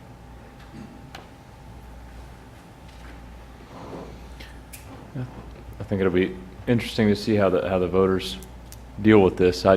One of my concerns with the way this is playing out is, I really like the way that Chuck has $74 million, or Brian, or whoever put that all together. It has $74 million worth of projects laid out for 10 years. Now, obviously, we're not going to follow it to a T, but it does present a really good roadmap to a voter to be able to say, okay, you're asking for sales tax that's going to generate X amount of dollars, here's how it's going to be spent, and that allows a voter to make, in my opinion, an educated decision about whether or not a sales tax, which is absolutely regressive, as Hayden points out, whether or not that's worth it for what you'll get out of it. My concern is that with the other portions, you know, we don't have it laid out like that, you know, and you know, I do have a little bit of apprehension about how voters will react, for instance, to the affordable housing piece. I mean, that's going to generate $1 million a year, I think it was, approximately, for 10 years. So that's $10 million, but we don't have a roadmap for what that means. What is that $10 million actually going to do? So, you know, I think we ought to put it up to the voters, but I think it would be well worth their time as an Affordable Housing Advisory Board to consider putting something like that together so that they can actually demonstrate to voters before November 7th, this is what that $1 million is going to do. People aren't really comfortable handing over money when there's not a plan. One of the complications with that is that the housing study that we are about to recommend to the commission to undertake has about a 6-month time on it. So, you know, if we wanted to wait on this question for a year, that we'd have a better chance at filling in those blanks. But I think staff's recommendation is merited. Oh, yeah, I don't want to wait. I mean, I want it to go to vote in November. I'm just saying, to say this is how we're going to spend it before we have the benefit of the data is difficult. Yeah. Because then we might be obligating ourselves to suboptimal plans. It's true. And I hope people think like you. But we can, Sure. but we can also look to what we've recently accomplished with some money that we allocated, the $100,000 that I think was a really successful program. And that is what I would point to is that, yes, we've shown some success with a pilot project, we called it at the time, and the spending would try to follow that type of a model possibly. Yeah. Yeah. I was just going to add, similar to that, we had, our Affordable Housing Advisory Board has adopted strategic goals. I think that can provide a little bit of a roadmap. I think they've also developed an application for the existing funding that has some pretty good criteria that talk about the kind of programs and projects that they have been interested in funding. So I think we can put together, it might not be a spreadsheet, excuse me, with dollar amounts in the individual cells like you saw for the other two, but I definitely think that the board can come up with more than what is out there now. And I guess my thing, too, is I think we have to look at the ballot language, because the ballot language actually controls how the money can be spent. And we can essentially be diverted by a plan that isn't binding when it's actually the ballot language that's binding. And as our city manager points out, we cannot bind future commissions, okay, with a plan that's not part of the ballot language. And so I think we have to be very careful not to divert people from the ballot language. We have to be honest and say that is what will determine how this money is spent. I understand that. I'm merely looking at it from the voter side of it. You know, voters Right. don't vote based on legalese. Voters vote based on perception. And the perception from 100 yards away is that we have a really good roadmap for the infrastructure side of it. Yeah. And the rest is a big old hat we're going to put money into, and we're really going to hope that it works. And I share your concern, and I think that we'll do the best we can to address that. Any other discussion? Okay. I'm going to read the very long motion, and if someone would like to move after that, that would be helpful. Unless that person wants to read this really giant paragraph. That's what I thought. All right, here we go. So would someone like to make the motion to authorize publication of the notice of special question election in accordance with the law for city sales tax election to be held on November 7th, 2017, adopt resolution number 7214, submitting a question to the voters proposing levying 0.2% sales tax increase for the purpose of operating the city public transit system. Resolution number 7215, submitting a question to the voters proposing levying 0.3% retailers sales tax for the purpose of improving and maintaining streets, sidewalks, and storm facilities, and constructing and maintaining recreational trails and paths, and purchasing and replacing fire apparatus and other fire equipment purchases and infrastructure projects. And then resolution number 7216, submitting a question to the voters proposing levying 0.05% retailer sales tax for the purpose of providing additional revenues for affordable housing projects and programs in the city and other related improvements.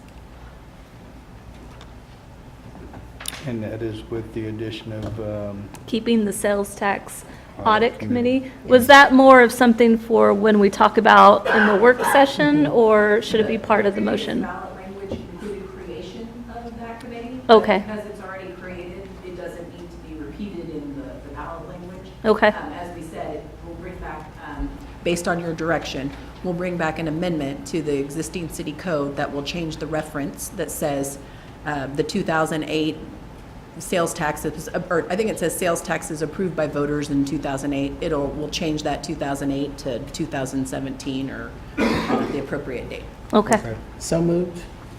second. Motion made by Commissioner Larson, seconded by Commissioner Amix. All those in favor say aye. Aye. Any opposed? Motion passes unanimously.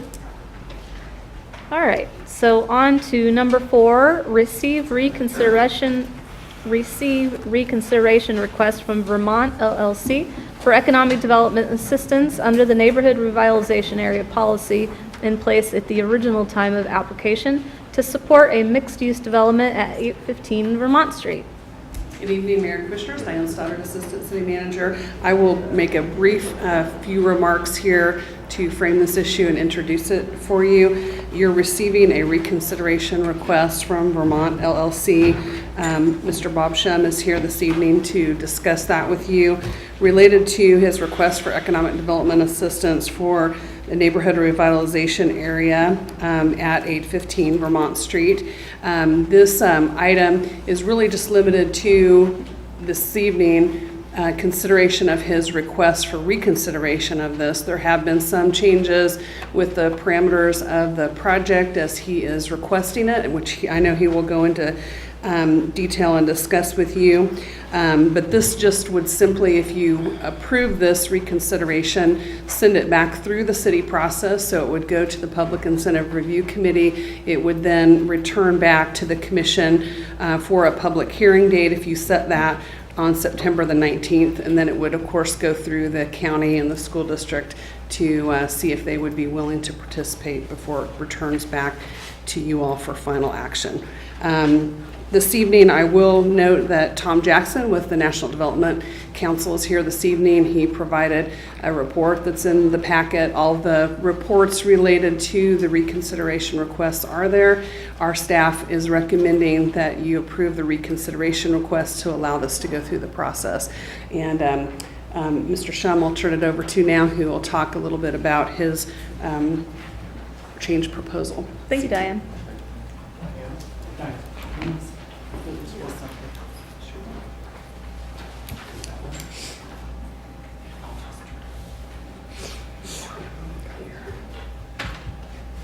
Good evening, Mayor, City Commissioners. Thank you for allowing me to be on, on the agenda tonight. With me is Stan Hernley, the project architect. I introduced Tom Jackson, who's been the producer of the pro forma statements and the collector of information and reports for me. I'm not going to go through the project because we've done that before. The project has not changed. It's the same footprint, same elevation, same number of square feet. So just for your reference, there's the front elevation of it as it would sit on Vermont Street. So nothing with the building has changed. It's all exactly the same as it was. I did send you a letter, and I'd like to kind of walk through that just a little bit with you. As you recall, on December 13th of 2016, this project failed on a 2-3 vote. Since then, there's a couple things I believe that have changed. The first change was that at the time you did not have an updated economic development policy, and I think you were struggling with what that policy should look like. There was originally, I think, I would paraphrase it as a one-size-fits-all kind of formula that you would prefer to have work, but after you've looked at a couple of these projects, maybe realize that each project is unique and has different aspects of it that needs to be considered. But anyway, in January, then you did approve your updated economic development policy, so you have that to lean on and look at, and your discussion ended up in a 5-0 vote for approval of that policy. That's the first thing that I think has changed since I was here before. The other change is what I picked up at the meeting. There was substantial resistance to the fact that I might live in one of those units, and that thereby, if all the units would receive a tax rebate, that then indeed I would receive some favorable tax situation that other people wouldn't receive. So I've indicated tonight, or in this letter of June 28th, that any living unit that I might live in, I would not request a rebate for the time, or the duration of the time of my occupancy. There's two things that we need to talk about a little bit tonight. This request for reconsideration comes forward with, first of all, the fee schedule.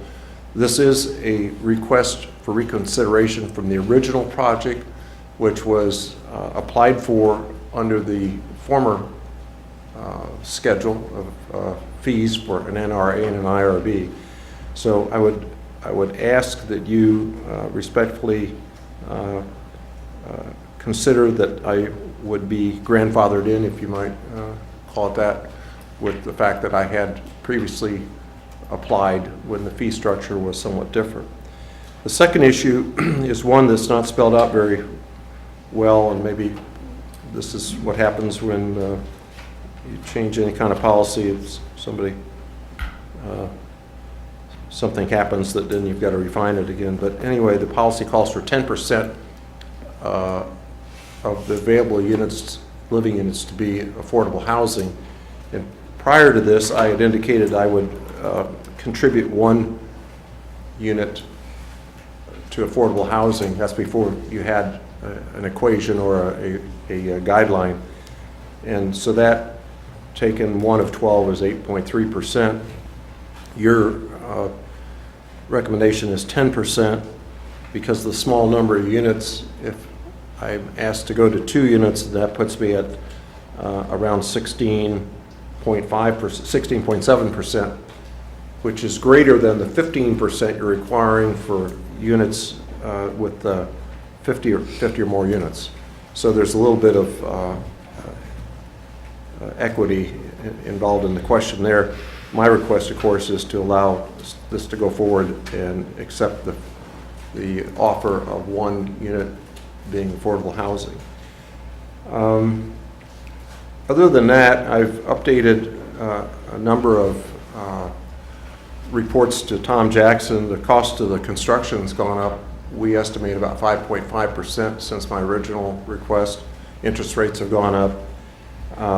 Likewise, probably rents have gone up a little bit, so on and so forth. So there's been a number of updates to the original pro forma that was produced for the December meeting. I would like to point out that the 1 affordable housing unit does last in perpetuity. The other units that you have received for affordable housing from the Williams, I'm going to call it the Williams project, I'm not sure that that's quite right, the one on Pennsylvania and A Street, are I think it was 2 15-year units that they sunset at 15 years, and then they go back to regular market rates. So I'm offering you 1, which is 8.3% of the total, but bear in mind that it does go in perpetuity, so it's there for as long as there's a building there. So the other thing I'd like to point out is, per your policy, this project is a very good project. It fits your policy, your new policy, pretty much to a T. It's affordable housing, sustainability, primary jobs, non-primary businesses provide goods and services to local businesses, infill development, it's revitalization of an underused property, promotion of downtown density, tax-based growth, on-site parking, universal design standards, which means full accessibility. It's a project which would attract retirees, and that's kind of a rundown of the different advantages it has with this request. So I'm asking that you allow this to move forward. Request for reconsideration, go to PERT, get the response, and then stand to answer questions at the first reading. That's my request. I appreciate you letting me come here and make that request tonight. If there's any questions, I'd like to answer them. If there's any technical questions, he's the guy. Any of the number of questions. Any questions for Bob? But thank you. I won't go home just yet. All right, well, let's open it for public comment then. Any public comment? To the 4 people still here. Thank you for having public comment. You're welcome. Good evening. My name is Tom McDonald. I live at 754 Sunset Drive. For 29 years, my wife Alice Lieberman and I have been Lawrence residents, homeowners, members of the faculty of the School of Social Welfare at KU. As social workers, proud Lawrence residents, and near retirees, we wish to speak in support of the 815 Vermont Street proposal. As social workers, we understand only too well the importance of housing stability for low-income individuals and families, and applaud the goals of the Commission to encourage affordable housing. While the 815 Vermont proposal is relatively small in its overall impact on housing in general, and affordable housing in particular, the unique feature that this one owner-occupied unit is to be available for low-income in perpetuity is also worthy of recognition and support. As near retirees, we represent a demographic that Lawrence regularly courts with ad copy about livability. And yet, the desire of many retirees to live in the city center in accessible, relatively maintenance-free spaces with off-street parking or aging in place is a real option, is thwarted by the lack of suitable housing options. We, my wife and I, hope to live in downtown, to spend our discretionary income in this town, particularly downtown, and to contribute to the life of the city by increasing our volunteer time, our property tax, and purchase of consumer goods. Many college towns, Austin and Boulder, for example, have very large proportions of the kind of mixed-use housing that Bob wishes to build to the benefit of the greater good. Finally, as longtime Lawrence residents, we are committed to and concerned about preserving the long-term viability, vitality, and diversity of the downtown. We agree with the thinking that the future of Lawrence relies on an increase in mixed-use space, such as the type this project endorses, using underutilized space and thus substantially increasing the value to the city. In our discussions with others in our age cohort, we find that many are hopeful that there will be an increase in projects such as this, and hope that the City Commission will recognize both the intrinsic and financial value of such projects to our city. Thank you for the opportunity to speak in support of this project. Thank you, Tom.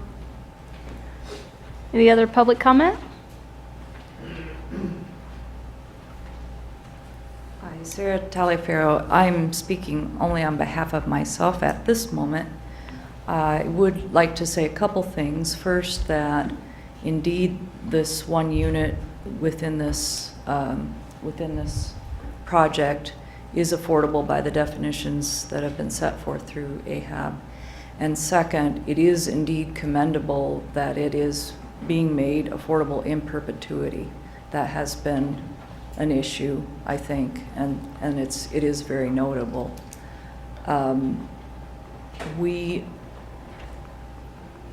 through Justice Matters a year ago, we made a rubric and interviewed all the service providers in town about how you could spend $1 million. And innovative projects like this, it may be a unit or 2 units, but that's how you get to,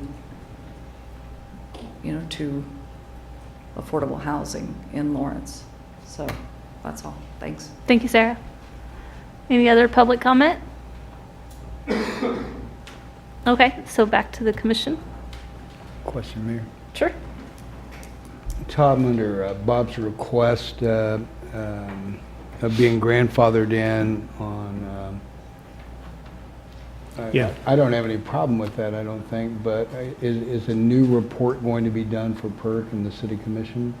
Or will we use? We'll update it. Okay. But I think, if you're asking me my opinion, I think it's a reasonable request, and I would recommend it. This is a project that was started under the old process. We're actually going to be charging him some additional fees anyway for the updated review, but the project essentially is the same, and quite frankly, I think what he attempted to do by resubmitting this project was address some of the commissioner's concerns about, the financing of it and his participation, and so he's addressed those to, I think, to appease, the sensibility of the commission at this point. So I think this is a continuation of the original project, and I feel, typically that happens in zoning issues and building permit issues, and I think it's reasonable to think that this is a continuation rather than a brand-new project. Well, if I it was all would be going supportive of to, that. if we were going to require a new report, we would probably have a discussion about who would pay for that. But since it's going to be an update, I think that's fair. He's going You to can pay pay the for some of update. the update, too.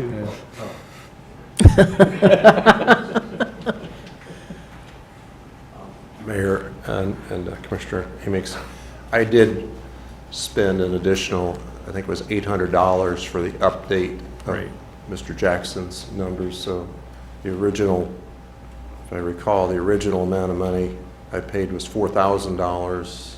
I paid another $800 for the update. Are you talking about other fees over and above that? No, I'm Oh, that's what I was thanks. referring to. Relax, Bob. We want you to make it through this process. Just wanted to get that all on the record, see if we're all on the same page. What about that castle thing, though? Just give us your checkbook. Any other commission discussion? So at this point, we're receiving the item and sending it, setting the public hearing date and starting the process, correct? Yeah, With the continue additional the process, fees yep. paid by Mr. Shunt. PERC. Yeah, got it. Mary, you ready for a motion? As long as there's no other commission discussion. Okay. Would you like to make the motion? Would you like to read it?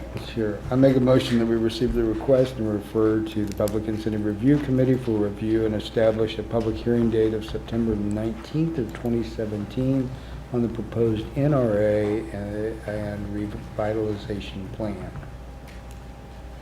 Second. Okay. Bob, It'll cost. I know you've been here before, but we're already voting now. The only question is, should the fee schedule be included in that motion or not? I mean, that's for the, which fee schedule, whatever.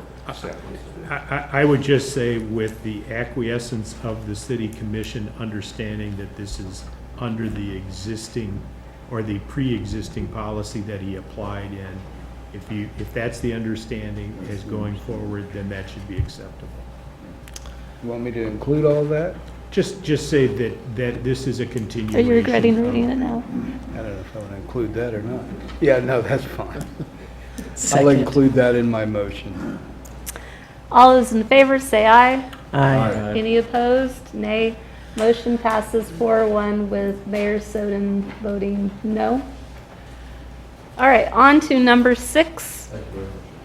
Or number 5, it looks like, conduct a public hearing regarding special assessments for Lawrence Venture Park and consider adopting on second reading ordinance number 9374, levying special assessments on certain property to pay the construction costs of internal improvements in the city of Lawrence as previously authorized by resolution number 7016 and resolution number 7049 of the city, and providing for the collection of such special assessments. Hey, good evening. So our farmland project is done. The infrastructure or Venture Park includes streets, water mains, sanitary sewer. The majority of the property owner is the city of Lawrence. The other property owners are Westar, AT&T, and Douglas County. When the commission established the benefit district back in 2013, the city and the county entered into agreement to defer the county special assessments until such time that the property is either transferred in title or sold. Accordingly, this is a finance comment, but in light of the 2013 agreement, the cities will have to fund the county's portion of those payments, and that's estimated at $85,162 out of the debt service fund.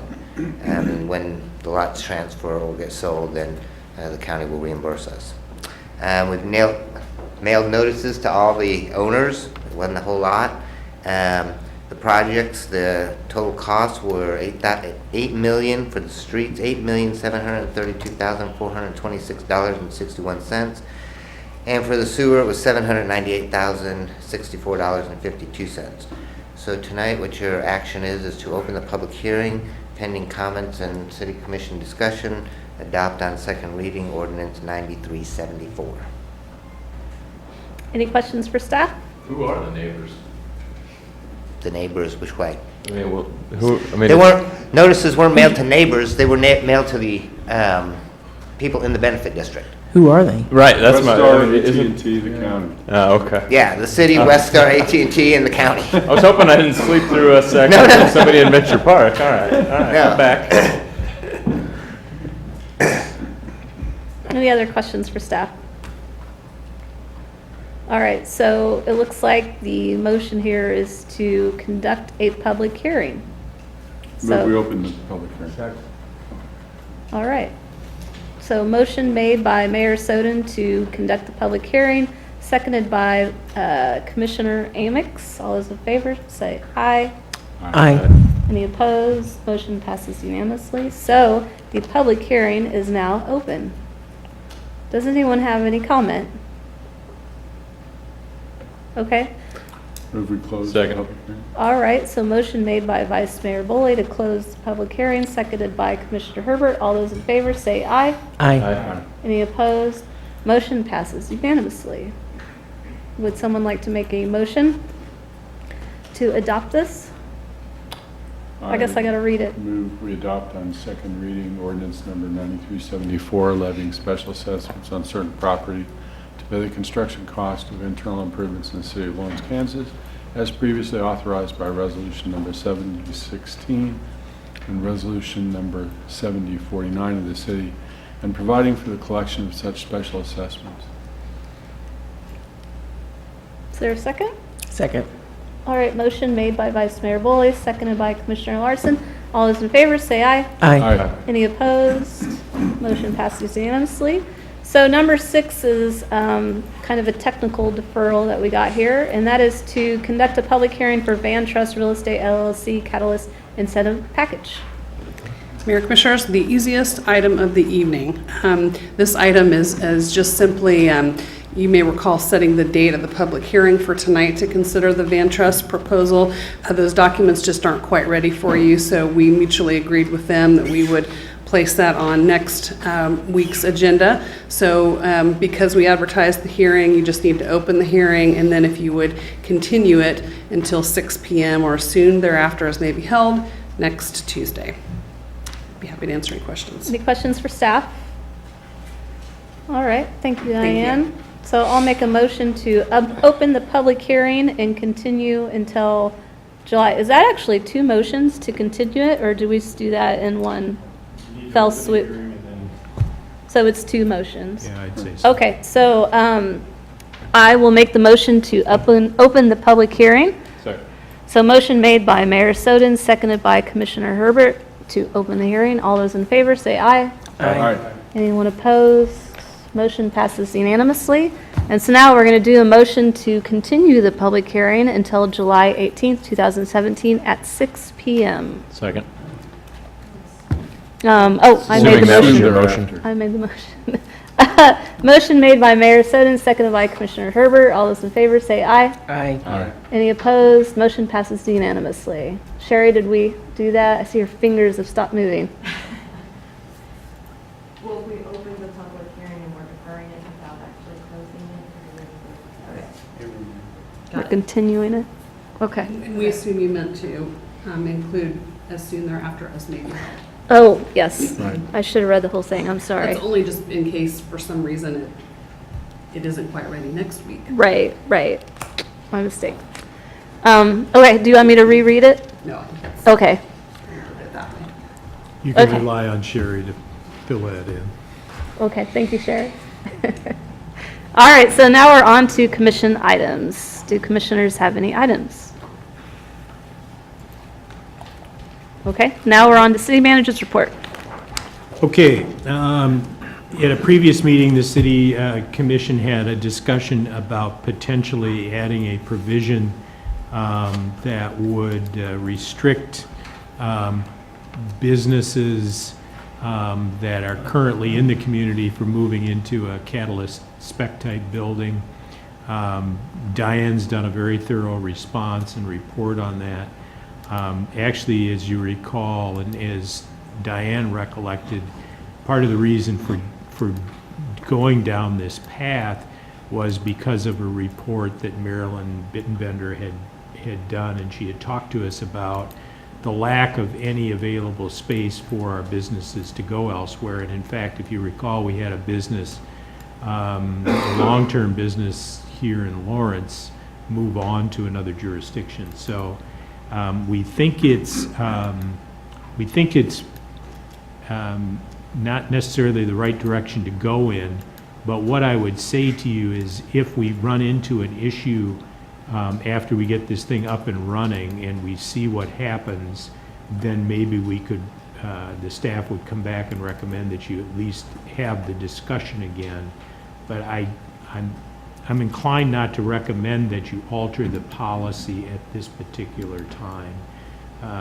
Quite frankly, I think everybody would agree that if it was a local business choosing to go into another space, we'd rather have it be in our community rather than someplace else, especially a long-term business. So that was kind of the logic behind that report. Somebody looks like they're going to ask a question. He's got his pen waving around. I see it. I would just hate to create a problem for somebody that, would end up with an empty building, because we set something in motion that gave them a deal, so. Well, but the reality. I understand the deal. The market does that. Right. But, okay, Well, these buildings are being built elsewhere too, no doubt. and with incentives. All right, so the next issue was the city commission meeting procedures.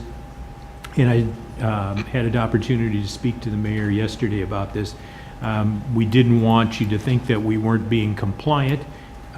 We do have the shot clock available, but we'd had the discussion that we thought it would be more appropriate for the commission to have an adopted set of procedures in how you conduct your meeting. And so the staff, through Sherry and others, has been coordinating a policy for conduct of the meetings, including the timing and things of that nature. We've built some flexibility into it, but we hope to bring that back at the next meeting. I think we've pretty much finalized it. It's past legal muster at this point. And so you'll have that on your next agenda so that you can consider that at the next meeting along with the procedures, and then, and start to implement what those procedures call for, okay? The Sports Pavilion Lawrence structure evaluation, again, was a subject of a news article. So we did deploy the services of our structural engineer that worked on this project to begin with. I'll just quote what their comment was. These cracks, in our opinion, are not a concern structurally and are likely a result of shrinkage during curing. Again, I'll remind you, I walked the perimeter of the building. My view of the cracking, at least on the exterior, which I think was the main emphasis of the report, suggested that most of those cracks, in my opinion, were likely found shortly after construction because the caulk appeared to be somewhat aged in those places. And so if you dig into the report, there's some actions that we can take, and staff will move forward on those as well.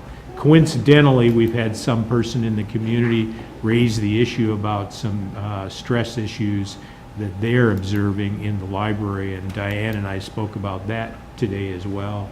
And because the building is owned and some of the maintenance responsibility or some of the oversight responsibility falls to us, we're looking at potentially having a firm evaluate that as well for concerns there. I'm not going to get into the monthly building permit report. Lawrence Municipal Airport Parachute Landing Area Status Report. Considering the hour, I'll just briefly tell you that we've actually had a policy developed. The idea was to send it to the FAA and clear it with the FAA. And we have not received a response back as to the policy and whether they find it an acceptable policy. But knowing that, we had talked about some timeframes, even though we don't determine when the FAA reacts to us. We are going to open up the meeting, as I understand it, have our airport subcommittee and have them review it and hopefully move it on. And maybe during that time period that's happening, the FAA will come back to us. I don't want to present it to the commission until the FAA says that the policy that would allow the parachuting operation is consistent with FAA rules and regs. So when Mr. is it McAllister? McCulley. When Mr. McCulley returns, I think the answer to him is, use your lobbying efforts down at the FAA to get them to respond to us about the policy that we've presented to make sure that it meets FAA guidelines.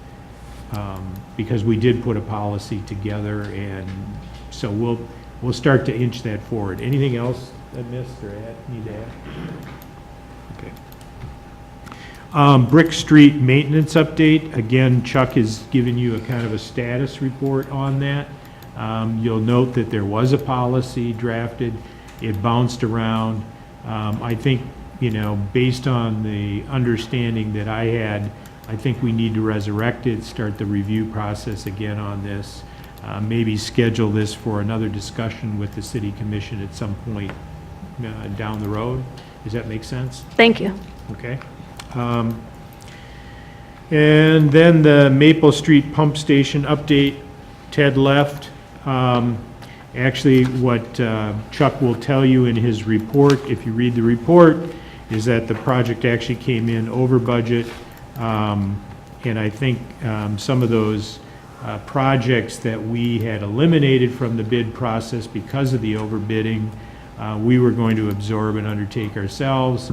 I think some of that was started, and I think you're intending to move forward on some of those going forward. And so Ted knows those issues now, and I think there's a comfort level that we'll move to the next level. But I think it was important to set the record straight as to whether it really did come under bid or not, and obviously it did not. And now I'm struggling to find my section on future agenda issues. Do you have that handy? Okay. So future agenda issues, reminder, next week we start at 5 o'clock at the Watkins Museum. We're celebrating the Fair Housing Ordinance 50th anniversary, so that's where it happened, which was the site of the old City Hall. So meet there at 5, then we'll reconvene, recess and reconvene over here at 6 o'clock for the balance of the agenda. Just a reminder, I'll probably be the one that forgets. Then on the 8.1, the public hearing on the revised 17 budget, of course, you talked about that a little bit, so let's move to work session. Yeah. Oh, and the parking study, I missed that, yeah. And the Van Trust project as well. In terms of work session, the next work session is 8/8/17, and Diane, who's been working on this, will come back with an the advisory board report, which was a part of the strategic plan process. She'll come back with some recommendations, potential consolidations, potential policy issues that relate to that. So that'll be coming up. Okay? That's it. Thank you. All right, so now we should be on to calendar. So we have a meeting, as you mentioned, 5 o'clock. We still have agenda review meeting Monday. Okay. Any other items that need to be added? Okay. Lisa and I have about 57 forums coming up, so if any of you plan to attend, we should probably put it on the calendar. Is Heinz sponsoring them To or what? heckle or whatever you're going to do, I don't know. Are they sponsored by Heinz? Heinz. It's 57? Budweiser. Yeah, I know. Any other calendar items? Okay, then I will move to adjourn. Motion made by Mayor Soden, seconded by Commissioner Amix. All those in favor, say aye. Aye. Anyone opposed? Motion passes unanimously. Thanks, everyone.